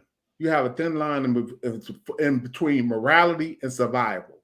Like if you can't get a No, meal that's tomorrow, I just hold on, watch this. I just seen you have a daughter, right? If you yeah. couldn't get a job, it's just something to say something for some instance, I no will not one would kill people hire to kill my Shaka. daughter. I will not do that. You would steal, you would do Maybe, something. maybe, but I See, will that's what not I'm saying. kill. I didn't I say would no, but kill. I Hold will on. not I'm kill. just saying you would do something Yeah, that's but that's what they're doing, immoral. brother. We have to remember the facts. The fact is that they are killing and they are specifically targeting other Africans. You know what I'm saying? So, at some point, what like I said, what I want to do, all those people who kill, all those people who steal, all those people who rape women or children, I don't want to be associated with them. I don't want to make excuses for them. All the people who present celebrations as African when it is plagiarized from some non-African celebration, I don't want to deal with them because it is falsehood and it is wrong. It is ma'at. Now, and that's it. And that's it. Because I don't want to remain in a group of people called the Pan Africans. And one day that guy kills, one day that guy rapes, one day that guy steals, one day that guy lie, and I have to make excuses for all of them. No, I don't roll with that. It's wrong. It's bad. You like it? Be my guest. Feel free. But I don't want to be associated with that. And I think we will thrive as a people where more people will reject these things. You know what I'm saying? But what we're doing, we keep making excuses and excuses and excuses. You know what I'm saying? You gave example about Umar. Umar's not the only one. You have other people, you know what I'm saying, they've been raising millions of dollars, balling, and there's no progress. There's no progress. And you know, it can be over. But those people, they are established, they are eating well this way and then continuing, all the while having the black talk rhetoric, you know. So Yeah, well, see what you do or what you seem to be doing is you are protecting certain people without naming them. Like so, I don't have a problem naming what do you mean? someone What do you that's mean? do What do you mean? what I'm saying is you seem to be being very careful about not mentioning certain people. You mean the You know what I pedophile, mean? right? The pedophile? Pedophile. Hold on. Yeah. Hold on a second. I got some. Yeah, yeah, okay.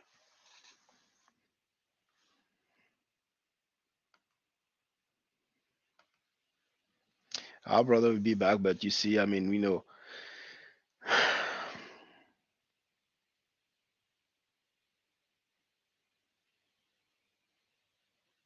And people are Pan Africans, they spend so much time defending all the father stuff on the planet Earth. And I don't want to spend my lifetime doing that, man. But Kwanzaa is one of the greatest examples of denial and of double standard, particularly coming from Pan African. Yeah, go ahead, brother.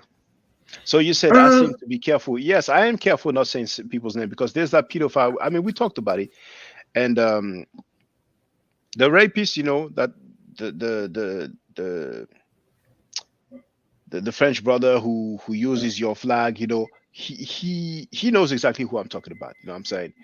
And now the pedophile, Pan Africans know, not all Pan Africans, but a fair bit know. And that guy who does the radio broadcast that uses your flag, he's very familiar with the pedophile in question because the pedophile comes from his own country. And I've played the tape when we were at the Louvre Museum. Now the sister said his name. We don't really hear it well on the tape, but she said his name, you know. So publicly, she said the guy's name. They know who he is. But because he's Pan African, they are defending him and making excuses for him, you know. So of course, I ain't gonna say his and name let me like that. say that is not right. That's Yeah, not but right. that's what they do. That's That's what not they right. do. Well, I mean, well, That's what they do. So but those Pan all Africans, you know, humans if do that. It's not just Pan Africans. no, well, okay, Uh, Yeah, all humans all do you this. no, no. First of all, not all human rape children. You know, that's first of all. No, no, You know what I'm I'm saying? saying all humans.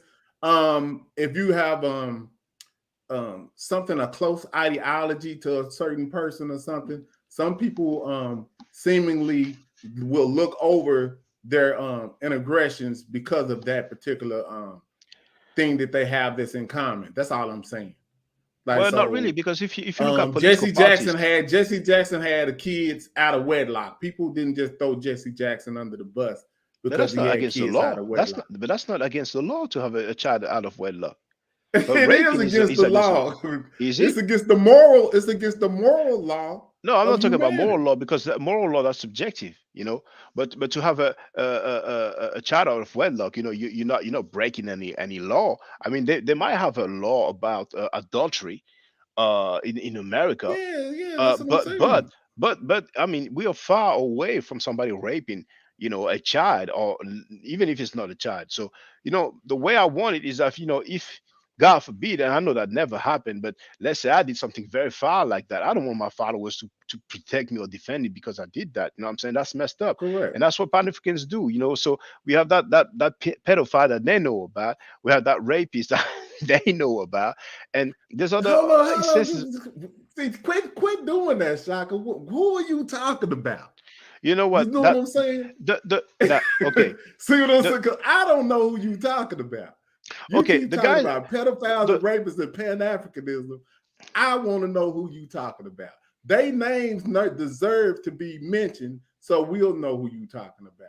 Like, why would you be protecting a fucking pedophile or no, a rapist? I'm Like not their protecting names them. need to be put No, out there if that's w- true. well, the rapist, his name was out there. It was in the news. I don't want to say his name because he already sued the black websites. not the quote unquote European websites that put out the news. So I don't know. He might sue me. You know what I'm saying? Is it in But France? I it mean, is in the France. person you Yes, talking it's. about? I Okay, I so don't know. and watch this. We live on a globe.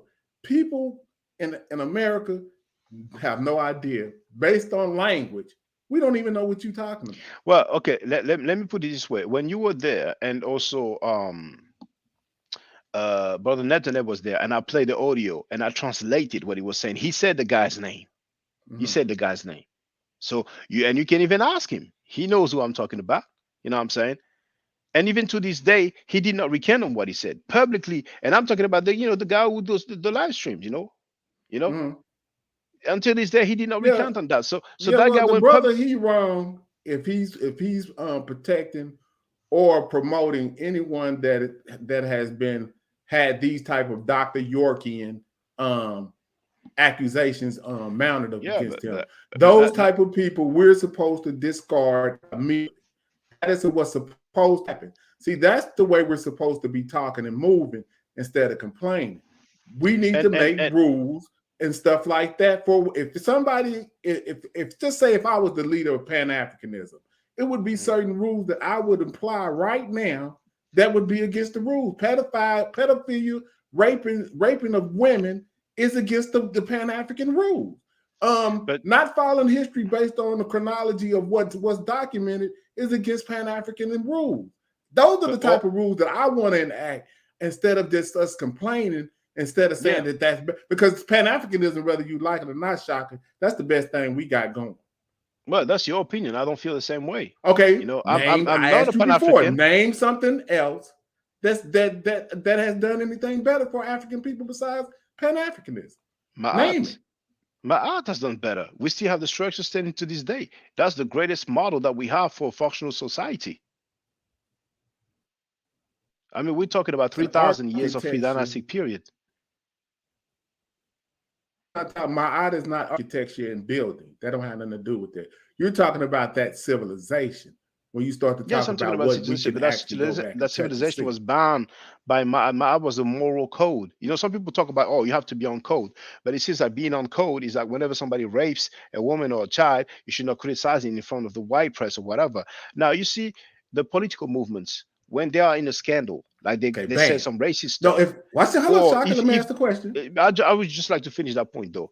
If they say some racist stuff, or they are called into some money embezzlement, or they are called into some like issues with rape, automatically either the person resigns or is being kicked out of the group. But Pan Africans, when people rape, they are still protected and defended, like we have seen with some Hebrew Israelites. But I will leave it there. Go ahead, brother. Okay, so let me ask you. So you said we should use my eye to I guess as a structure to get back to some type of uniformity, right? So Actually, to be if precise, I I'm not saying was we should such a do that. great thing, and I hate to say I'm, it this way, mm. but if it was such a sound structure, how did it fall? It fell because they were If you know what attacked. I'm As simple, saying, if how do we? brother, it Why don't we fell. have any remnants? It, or we have remnants. We have remnants, but it fell because they were being attacked. We had the Ottoman Empire, the Ottoman Empire fell. We had the Roman Empire, and it fell as well. Great empires fall. We have the Muslim Empire as well. They conquered a very great part of the world, and they fell as well. That's just something natural in world history. So that's a talking point that people who are against Kemet usually say. And I'm not saying you are against Kemet, but they love to say that if it was great, why did he fall? You know what I'm saying? So that's just the way it is. They were attacked, No, and you that's cannot that's blame just a people. legitimate question. Well, I don't think it's That's a legitimate. legitimate question that we have. No, I We know. I don't. I even don't. I even don't. I people don't. I that's don't. dealing with you. Look what I got on. What we got to ask that question is how did if it's such a great civilization and so powerful, how could something like that fall? Because you're gonna have to reconstruct, and that's what I agree with Sekou on. We're trying to reconstruct this, but we have to have the right I parameters don't. I don't to think. I do don't think so. Sekou is. I don't think Sekou is trying to reconstruct anything. I mean, him claiming to be You Kemetic don't? but criticizing Kemetic. I don't think he is. I never heard him talking about Kemet. I never heard him talking about Ma'at. I just heard him claim that Oh, he's Kemetic and he's a come on, Ethiopian. Shaka, cut it out. Listen, you know, listen. you I'm know, just Sekou. he will probably come anyway. Maybe he's listening now. But I heard him say that he's Kemetic. But like I said, I never heard him talking about Kemet. I never heard talking about Ma'at. I've heard him criticizing Kemetic people for practicing traditional African way of life, and I've heard him defending the Karenga, Okay, and he's plagiarized Hanukkah. So what does it have to do with Kemet? let I me mean, try to see, because I listen to Sekou too, right? So let me mm, try to, maybe hopefully I could, because I listened to what you guys were talking about earlier, and you got to understand what Sekou was saying. So he was talking about, like, okay, we need to analyze certain parts of the history and see what's tangible to use and what's not. So let me ask you this: do you think we can pray our way out this situation? I don't think so. No. See, that's what Sekou is saying. So he's Mm. saying that Well, we certain can. things, We that's what he's saying. We need to analyze. I listened to him. He said we need to analyze certain things that worked and certain things that we need to discard that didn't work. That's what well, Sekou but saying. no, no. But Now check he's this out. Check this wrong. out. He's wrong about the Kwanzaa thing. He totally wrong about Kwanzaa. I'm on your side with the Kwanzaa thing. But what Sekou was saying about reanalyzing the history and seeing what we can use tangible to work now, I'm with Sekou on that part of it, because we can't pray our way Well, out of this situation. yeah. Well, but you see, the things like whether people like it or not, in Kemet they had a religion. A lot of people like to use the word spirituality. Now, I'm not saying people should practice a Kemetic religion. A lot of people don't want to study and practice anything anyway. And the sad thing is that, amongst the so-called conscious community of Pan-Africans, it's kind of a anything goes situation. Now, the Abrahamic people, they kind of have some uh, moral codes and way of life, even though they don't necessarily all practice it. But nobody's saying, okay, Islam, we should analyze Islam and see what's good and bad, and we leave the bad. No, that's the way Islam is, and that's how we go. It's the same with Christianity, it's the same with Judaism. So I don't see why we should spend time to go over the writings and the teachings of Kemet and just, okay, this is good, this is bad. I mean, in the first place, if there are some things that are bad with Kemet, then let us know what it is, you know what I'm saying? And then we'll see. But so far, uh that thing had the Kemetic way of life have passed the test of time, and the remains are still there. They were very functional for millennia, for thousands of years. So people can get on board or they cannot get on board. But the syncretism and accepting falsehood, I'm just not down with it. You know what I'm saying? But even when we talk about Kemetic people, I mean, once again, I'm not making any accusation against a brother, but we have plenty of people who claim that they are Kemetic, but really what they mean is I like Kemet. And it's the difference with somebody that likes Kemet, just like he like any other way of life and even made up holidays, and somebody that's Kemetic, meaning that he follows the way of life of Kemet. And when I say follow the way of life of Kemet, of course, I don't mean that you should know all the texts from Kemet and should recite all the sayings from Kemet, but there's a huge difference with just like, okay, Kemet is cool, and I'm Kemetic, that's my way of life. So that means I respect Kemet, I respect my art. And if somebody says throw Kemet in the garbage can, throw my art in the trash can, throw Amrad the same making God away, I'm not going to try to make friends. Just like he would not try to make friends with us if we said similar things towards the Quran or Allah. And once again, other groups they don't have a problem. Like you diss my way of life, I ain't cool with you. It doesn't mean that I'll go to war with you.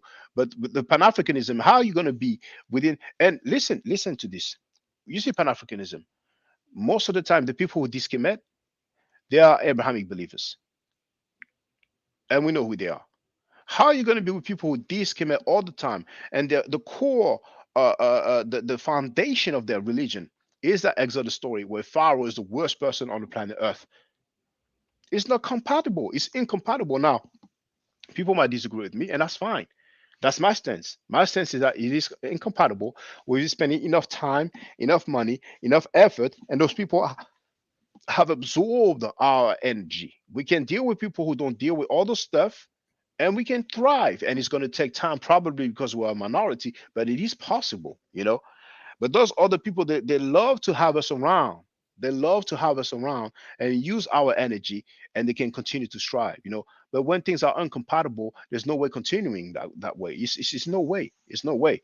And back to the African leaders. I mean, you have some of them. They will do things like importing like Haagen Dazs ice cream, spending I don't know how many thousands of dollars just to import some ice cream while the people are starving and suffering, and there are, corruption in the Western world. But the corruption in Africa, I'm sorry to say it, but I'm gonna call some other discussion maybe, but it's just way worse because at least in the West, people are eating, and we have areas when people are not eating. We have some rulers who are really, really not doing the job at all. They cannot do everything, it's true, but at least they can feed the people. When we see how luxurious they are living, the luxury that they are living in, they can at least feed the people, you know.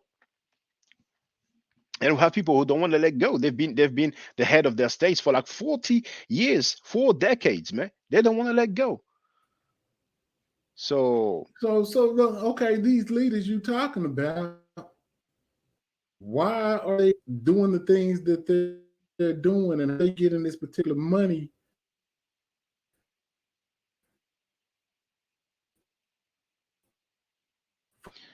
screen from is, to screen is frozen. I don't hear you right now. I'll wait till okay. It's frozen. There's no sound. Okay, now it's not frozen. Can you speak to see if I can hear now? Oh, it is frozen again. yes? Can you hear me? Oh, now I can hear you. Yeah, Can you hear me? I can hear you now. Yes. Okay. What I was asking is where do the African leaders get the bulk of their funding from? Where are they getting this wealth from to live these lavish lifestyles that you're speaking of? The wealth comes from the resources of their country, from whatever is sold, whatever is produced and sent abroad. That's where it comes from. And it's a form of taxation that they may have in their country. That's where it comes from. It's not like Europeans who give them money so they can live luxurious. Okay, so And watch it this. shows that Now this. let me ask you this. So if the euro and the dollar would just plummeted to zero, right? Would they be able to sell their products, or would they want to sell their products to them, or would they sell their products to whoever had the highest currency, or to get the biggest yield from their the resources that they're selling? I don't know, but I don't know why you always try to tie this back to the Europeans. No, It's no, their I'm choice. talking about economics. They don't have nothing to Yeah. do. See, Europeans just so happen to be the ones who have the biggest economic system. So I have to use them to try. I'm trying to get you to No, understand. that's Yeah, like, okay, I okay. mean, Well, then, okay. Who has it? Okay, you can look it up because you're good at this.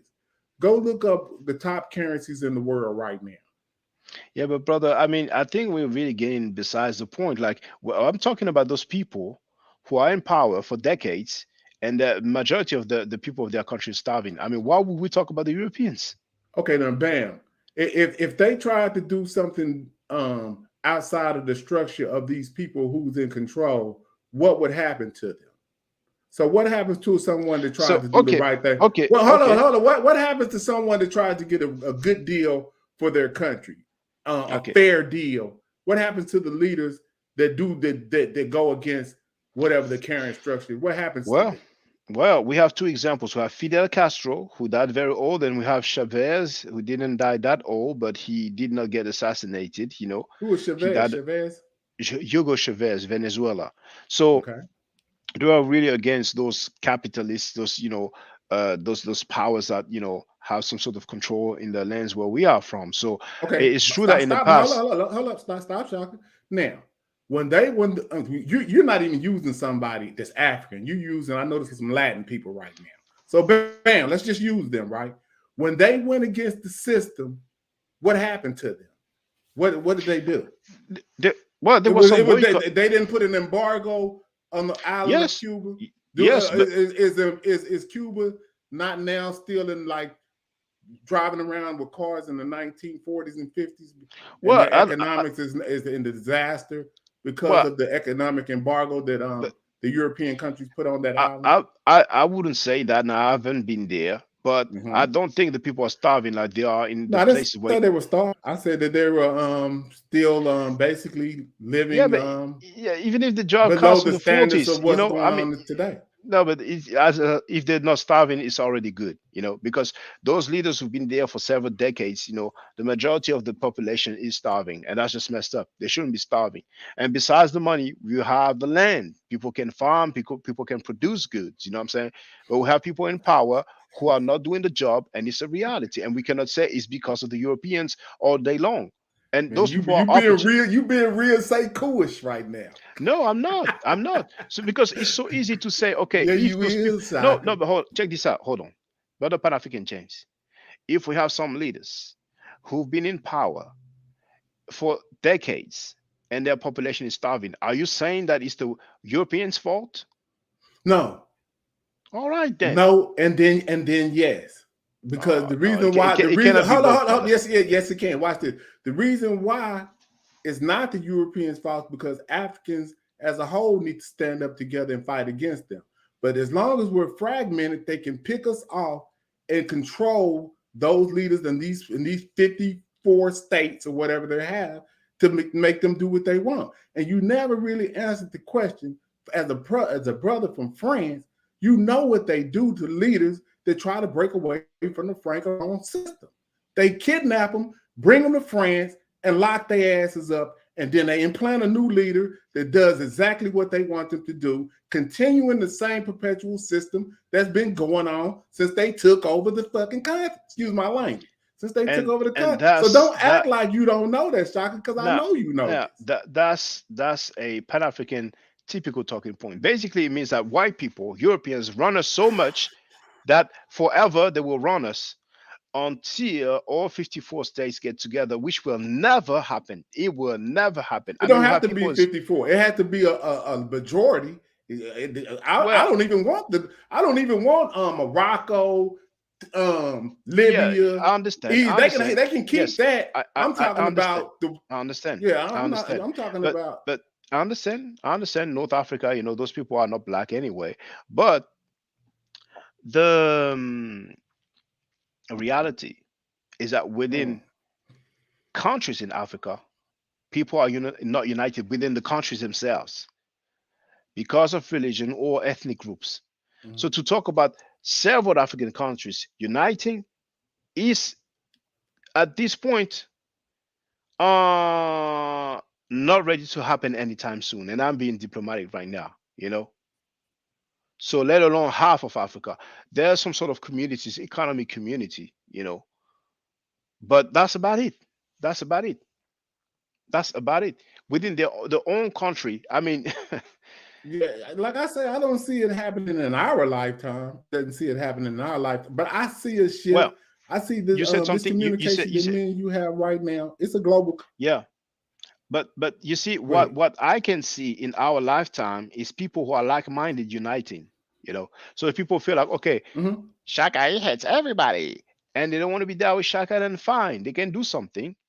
But my proposition is for us like-minded people who are non-Abrahamic is to get together, and at least we can unite and we can do things and we can do great things.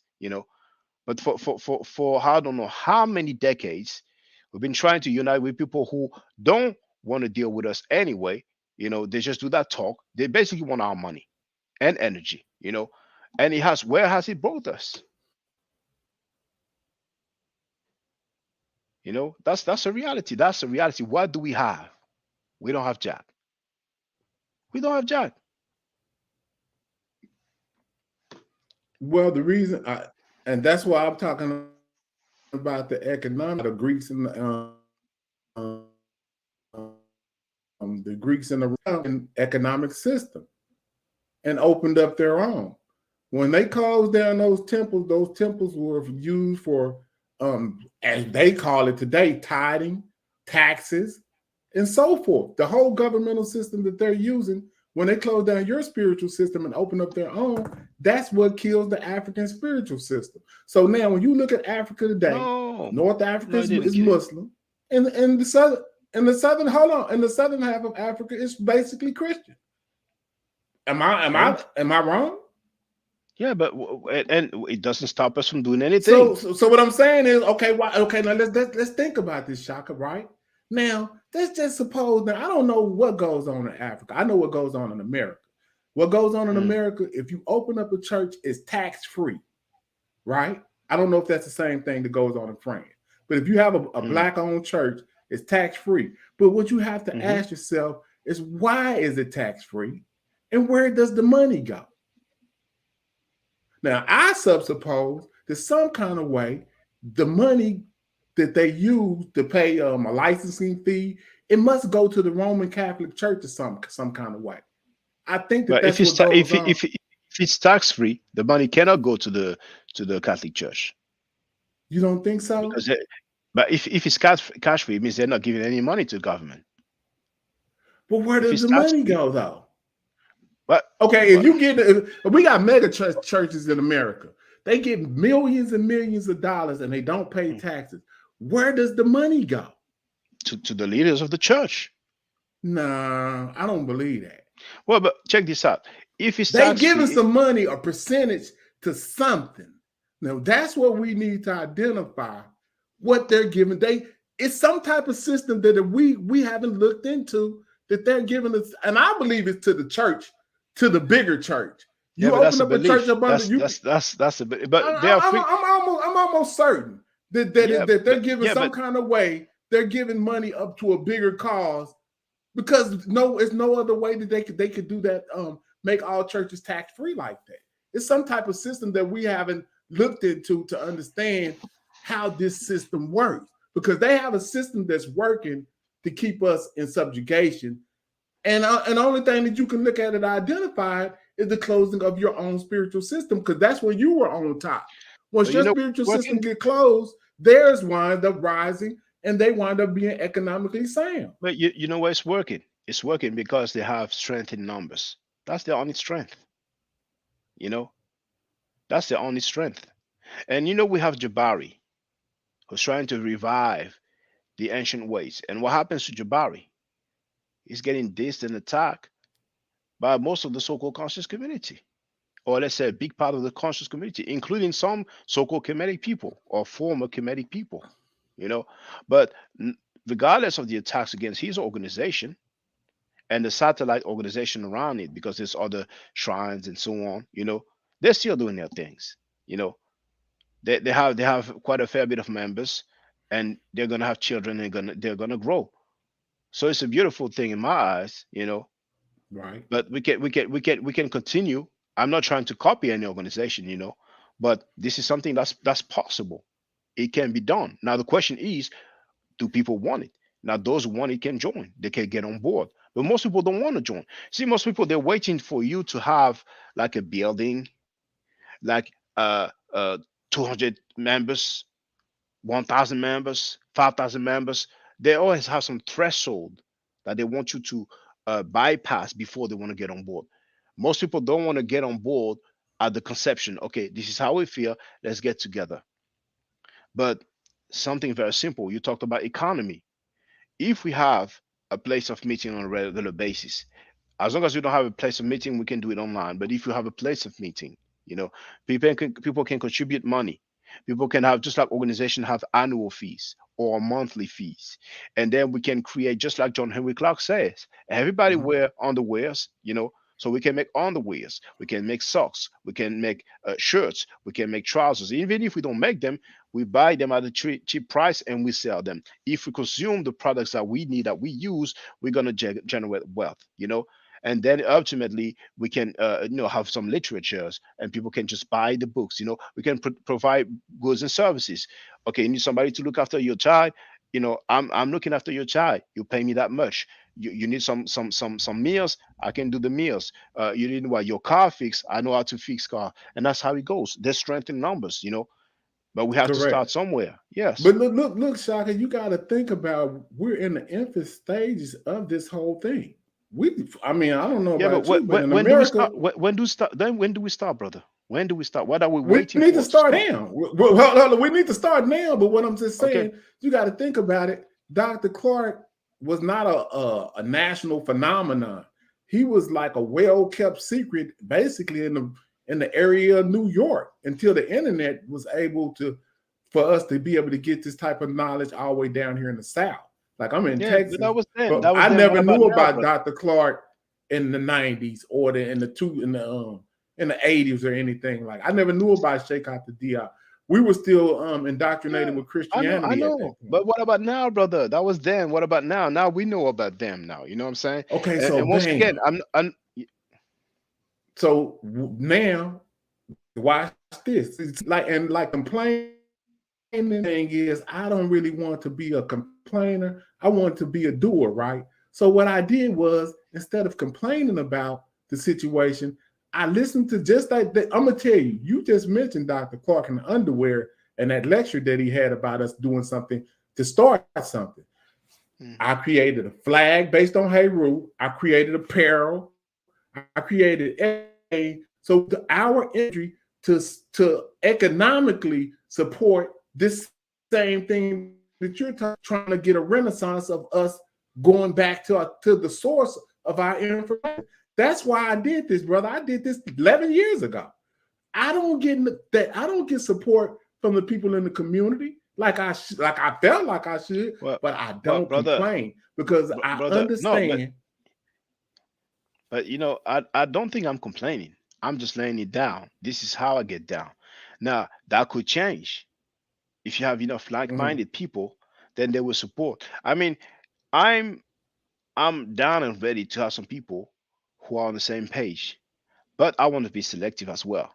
So, for example, if somebody celebrates Mhm. Kwanzaa, cannot be down with me. You know what I'm saying? And when I say cannot be down with me, doesn't mean I cannot dialogue and talk. That's fine. I mean, I've known people celebrating Kwanzaa for years. For years, I've been criticizing Kwanzaa, and for years, I've noticed that most people don't even know about the charges, not only the plagiarism, but him torturing black women. But other people, it's just their belief system that gets in the way, or there might be just other things. But so I want to be a little bit selective. You know what I'm saying? Let me say, So Shaka, hold on. y- Let me say this: people who celebrate Kwanzaa can't be down with me either. I feel the same way. I show you on my Facebook page for years. I've been criticizing Kwanzaa because mm, of this pleasurization of the Jewish history. So, me and you on the same page with that particular issue. But what I'm saying mm. is, how can we start, just like what you're saying, get the ball rolling on us having uniformity in what we're doing? You see what I'm well, saying? And that's what if and that's what we're talking about. mm, Go ahead. well, this. Let's say, okay, you are on the same page with me, or other people watching right now are on the same page with me. The first stage is for them to be here. The first step is for them to share the information and make sure that they are here. And if it's not my channel, it can be somebody else's channel. We can decide. It can be your channel, you know. But people need to gravitate towards what we're trying to do. And the more people will gravitate towards what we're trying to do, then we will have opportunities. You have the uh, designs, you have some clothing, you have some flag. That's only one thing that can be proposed for consumption. Right now, as I speak, there's only 10 people online. I have 20,000 subscribers. I know the majority of them were dealing with the martial arts that I used to upload on a regular basis, but that's a reality. I know people love the grand stuff, the big crew, you know, the large crowd. That's what they like. They look at millions of people celebrating Kwanzaa. They hear me criticizing Kwanzaa. They're like, I'd rather go with a million people. And that's fine. That's their choice. More power to them. But eventually it will grow. Now, my way of life that I have chosen, people know it's Kemet. And I come across so many people down with Kemet too. And I did the test. And I didn't do it as a test. I did it because that's what I'm into. As I go through the artifacts of Kemet, it's the same thing. We have about 10 people, maybe even less, you know. So people don't value the stuff yet. Maybe we need to wait. I'm not gonna wait. I keep on learning. But it's sad because those Abrahamic people, when they do this stuff, you have so many of them. Now, of course, there's more Abrahamic believers, but even if we do a percentage, down to the proportion, there's more traction, there's more following, there's more support towards all those other belief systems or all of those others other way of life. So sometimes I'm wondering, okay, all those people who say that they are down with Kemet, where are they now? Right now, as I speak, it is 10 minutes to midnight. I try to make sure that my people in America can be there because like it is what it is like it's going to be 1 It's a.m. five. I'm It's sorry, five 1 50. p.m. It's five Yeah, fifty p.m. my bad. It's going to be 6 p.m. It's going to be 6 p.m. Mhm. If I'm not, yes, in New York, but I'm here nearly 1 a.m. and I only have 9 people online. So maybe it's just my voice or my face they don't like. It's fine. There's other people out there. But when people will value what we're talking about, we've been telling people, okay, you need to go back to your way of life. All this stuff has been plagiarized. People say that, the Abrahamic belief system being plagiarized. But when we talk about the original, people are not there. Maybe they don't like it. Maybe they claim that they like it, but they don't like it, you know. And I'm not going to waste my last time trying to figure out why they don't value it. But believe me, like I said, there's a credit card size, a fragment of a papyrus talking about Christianity. And in that documentary, the guy, and the thing is how somewhere in England, he's saying how people are crying, getting emotional just seeing that. And we have records for days. So the reality is that ultimately more people claim to value stuff rather than actually valuing it. They're not here. They Mhm. hear those movements, they hear Omar, they see how many subscribers he has, how many people follow him when he's lecturing. They roll with it because then there's many people. There, Yeah, there, there are more. Yes, well, go ahead. my thing, Shaka, I know you keep hearing me say this, is I don't want us. We need to. Okay, we right now we talking about Kwanzaa, right? Mm. We do a better job of showing the origins of it coming from Kemet to show why we should maybe using that Kwanzaa as doesn't a come kind from of hold Kemet. on, Shaka, using you, huh? Kwanzaa doesn't come from Kemet. No, I'm talking about the celebration or the observation or of December 25th as being something in history. You know, why? What's so But special about December 25th? mm, well, we What talked is it? about it. What's so It's an ancient. what is the first? Where is the first observation of this being some type of special day? How far back can you go to try to find something on that day? But brother, It's there's just one thing what though, I'm is asking. that we have to be careful not to think, okay, if people are not on board, it's because we're not doing this or we're not doing that. At the end of the day, Okay. we have people who've been in this for so long, and the reality is that they don't want to be down with it. See, some people have been into the Abrahamic belief system for many years, and there's it's kind of restrictive in a way because particularly the Muslims, 5 prayers a day and so on, and they cannot necessarily do them during the day because they are working, so they would stretch them out over the evening for those who want to do it. Then we have the fasting time, and we have the things that they cannot eat. So sometimes, and even so many sisters who've been into those Abrahamic ways of life, where they are told that they are inferior and that they should be silent. But then where they are no longer into this, they are free, they are brand new, and sometimes they're like, I don't care, I just want to do my thing. And it's a reality as well. There's plenty of documentaries, there's plenty of books, there's plenty of articles about those things. The question is, okay, now that they know all this, what do they want to do? And many people just want to scroll online and just chit chat, and that's about it. They don't want to take it further, and they don't have to. There's no obligation. What I'm looking for is those who want to take it further. You know what I'm saying? Those who want to learn the ancient language. When they know the ancient language, they know what the practices were. So it's not just about dealing with the religion per se or spirituality, but also dealing with history, being familiar with the customs and the cultures and the practices, and that's about it. But a lot of people just don't want to go there. They don't want to go there. They just want to say, yeah, we're down, we're all in this. And basically, it is. And those are the blackologists. Those are the blackologists. Those are people who associate themselves with other people simply because they share the same skin color. When on the real, all the other people who don't have the same skin color, they do and act the same way. So there's nothing special at all. I mean, we might as well just be humanitarians, I mean, we might just be humanists or whatever it's called in English. Those are people who just associate for the sake of other people who share the same skin color. And I don't want to associate. I mean, I don't see the point in associating myself with some other people just because they share the same skin color, you know. And that's why I call it a melting pot. You know, What you talking we about? seen Pan-Africanism?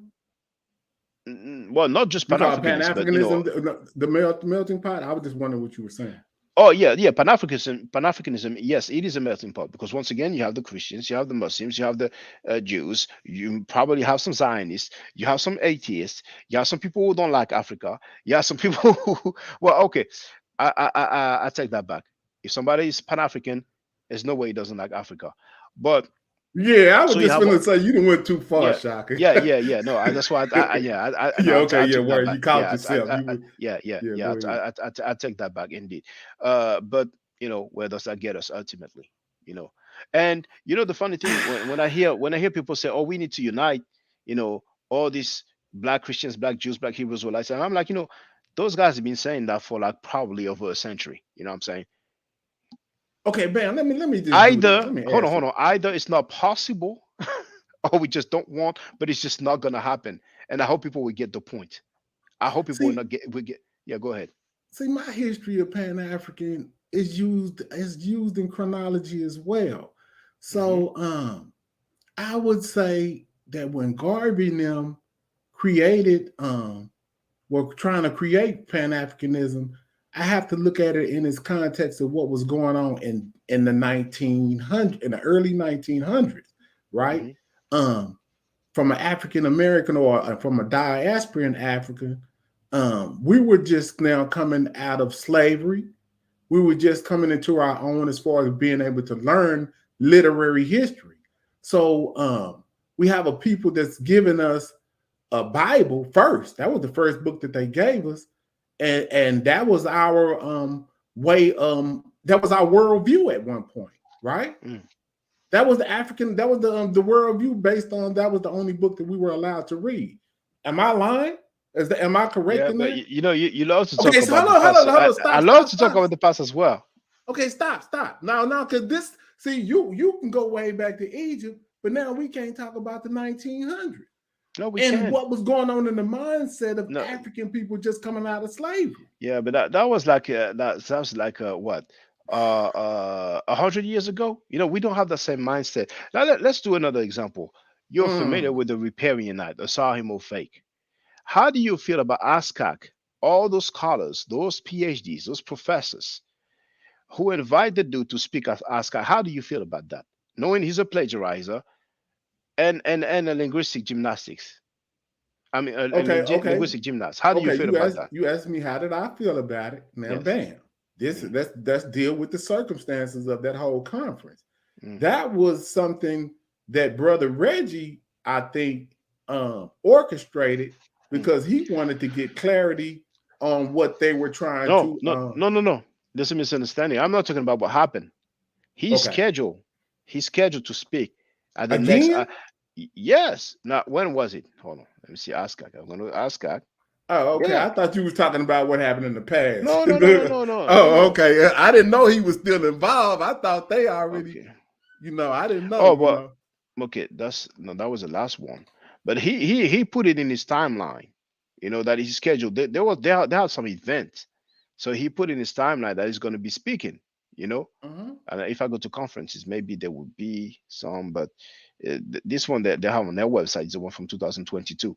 No, but after that stuff, with that Reggie got involved in, he was still scheduled to speak there. As a matter of fact, I don't know if I think yeah, you've seen it. He was scheduled to speak at Temple University with the Diopian Institute. So we have the Diopian Institute who invites the dude who's a plagiarizer, a plagiarist, and even ask us. So I'm like, sometimes it's like deeper. It's not just the neophytes. It's not just the people who are just mere enthusiasts and observers or spectators. Even the so-called scholars, they will stoop that low, and it's amazing to me. It's Okay, amazing then to me. okay, now check this out. Okay, now when they went to the conference, um, I thought some kind of way, I may be wrong, that they had some elders or some people that were proficient in the field to judge the particular information that they were getting, and they said that they disagreed with the information that they were getting. Shaka, I mean not Shaka, that Asar put forward. So is that not true? They didn't agree Mario with what he was. Ma- They didn't Ma- agree with what he was saying, right? Mario Beatty disagree with that. Then Mario Beatty was labeled all kind of things, just like all the other scholars who didn't agree with it, and it didn't stop them from inviting the dude again. You know, Okay. so at some point, I'm not trying to understand what goes on in our mind, but to have a plagiarist, somebody that steal people's work, and those guys are supposedly scholars, and they will still invite the dude. I mean, I don't know who's behind that. But Well, no matter see, this is what you're talking about. See, you don't want to understand it, but it's called tribalism. Now, watch this. What's gonna there it is. what's gonna be the driving cause of this is probably because ASCAP may be a New York based organization, or the people that he's speaking with York. No, it's not based in New York. It's like they So, see they're from all over. They're from all over.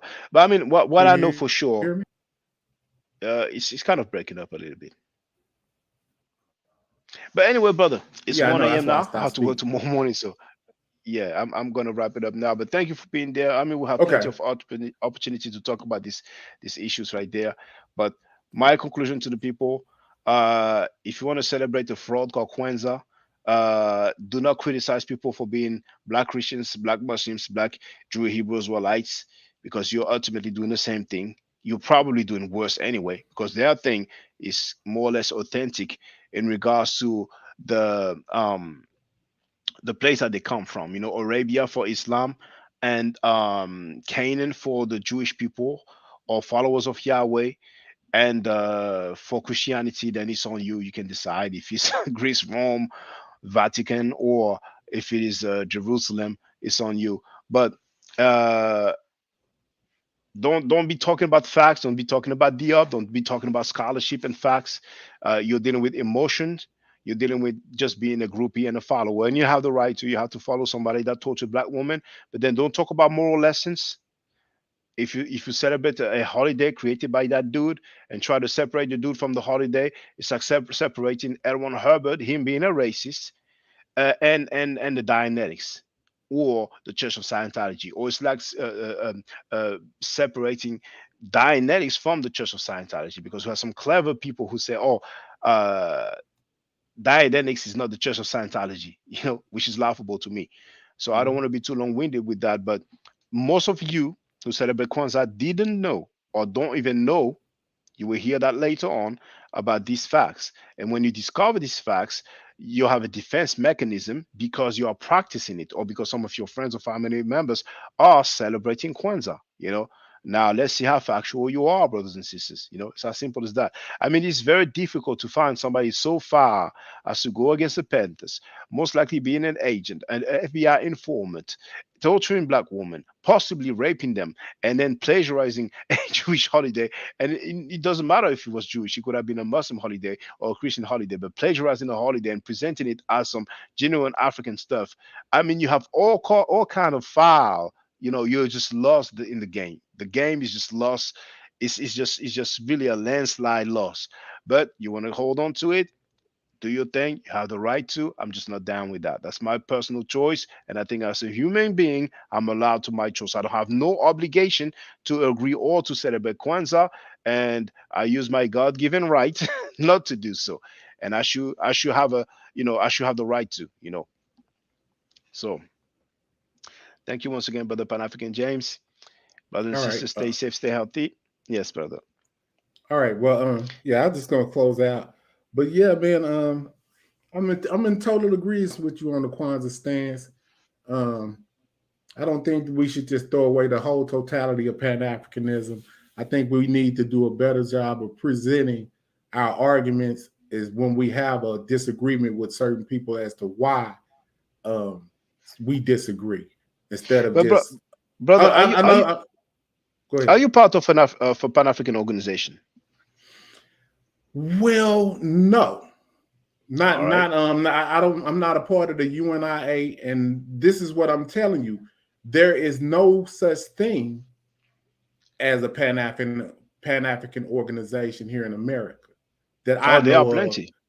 Yeah. But their non-existence in the community. There's nowhere tangible that you can go and get anything resourceful from these particular organizations. So that's what I mean by non-existent.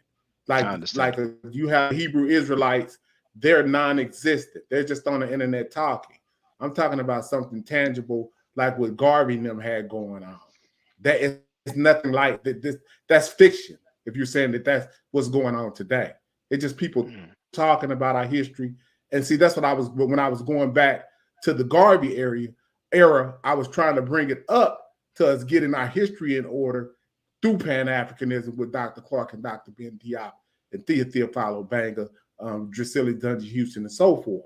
That is Pan Africanism. That is getting our history together so that we can use the history to do what you're trying to do, which is maybe reopening up our own spiritual system and use that spiritual system as an economic base so we can start getting our own armies and start to fight against the system that's fighting against us.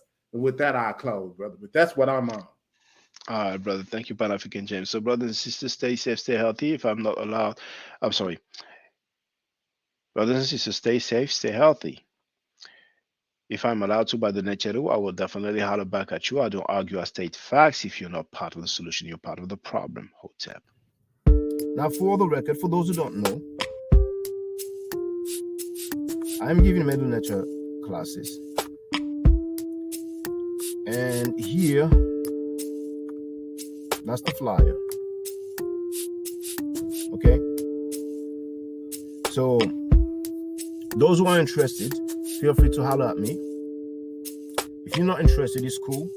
But I recommend that everybody who has not yet seen the video, Kemet and Ma'at, Before Judaism, Christianity, and Islam, then watch it. It has about 300,000 views and really deserves to have a lot more. I just want to let everyone know who's listening in now and who's going to listen to this stream in the future. I just had my first Meta Nature class by Brother Shaka today, and I've had other Meta Nature lessons by other teachers, and I can tell you right now, the brother is the best in the game. He is that was one of the best classes I've ever had, ever. So if you're interested in learning the Meta Nature, if you're interested in getting the basics of it, Brother Shaka is an awesome teacher. Get with him, and it's extremely affordable. This brother is giving us his time and his skills, and he's basically giving it away. I mean, I just consider it a donation. You know what I'm saying? So if anybody's interested in learning the Meta Nature, get with this brother right here. He's an awesome teacher. And I'll end with that. Hotep Senu, Hena Senut. This is Julie, also known as Servant of Yah, and I'm currently taking the Medu Neture classes with Brother Shaka, and it has been an amazing experience. Only 2 lessons so far, and I feel like I've been taking the classes for months, just with the how in depth he goes into the vocabulary words, the construction of the language, the grammar. It's been immeasurable, the experience. And one thing that comes across, hands down, is his extreme passion for teaching this to anyone who is willing to learn and has an interest in learning. So I highly suggest, if you are interested, even a minimal interest, that you subscribe to the classes with Brother Shaka. It's such a nominal amount for how much you get. I know, like, our last class was over 2.5 hours. It felt like 2 minutes, but because that's how involved you are in what he's teaching and how he teaches and how compassionate he is about what he teaches. Also with sharing materials free of charge, no question, no doubt. It's just what he does. He doesn't have to, but he does. And so I just wanted to give a short testimonial about the class and the effectiveness of the class, and all of that is attested to how studied Brother Shaka is. So I highly recommend anyone with a minimal interest that you do sign up for the Medu Netia class. Hotep. Don't forget to subscribe to my channel, which is Ma'at Forever. Don't forget to watch the video entitled Kemet and Ma'at. Don't forget to share Kemet and Ma'at on my channel on Twitter, Facebook, Instagram, WhatsApp, or other social media that you use. Email, text messages, you name it.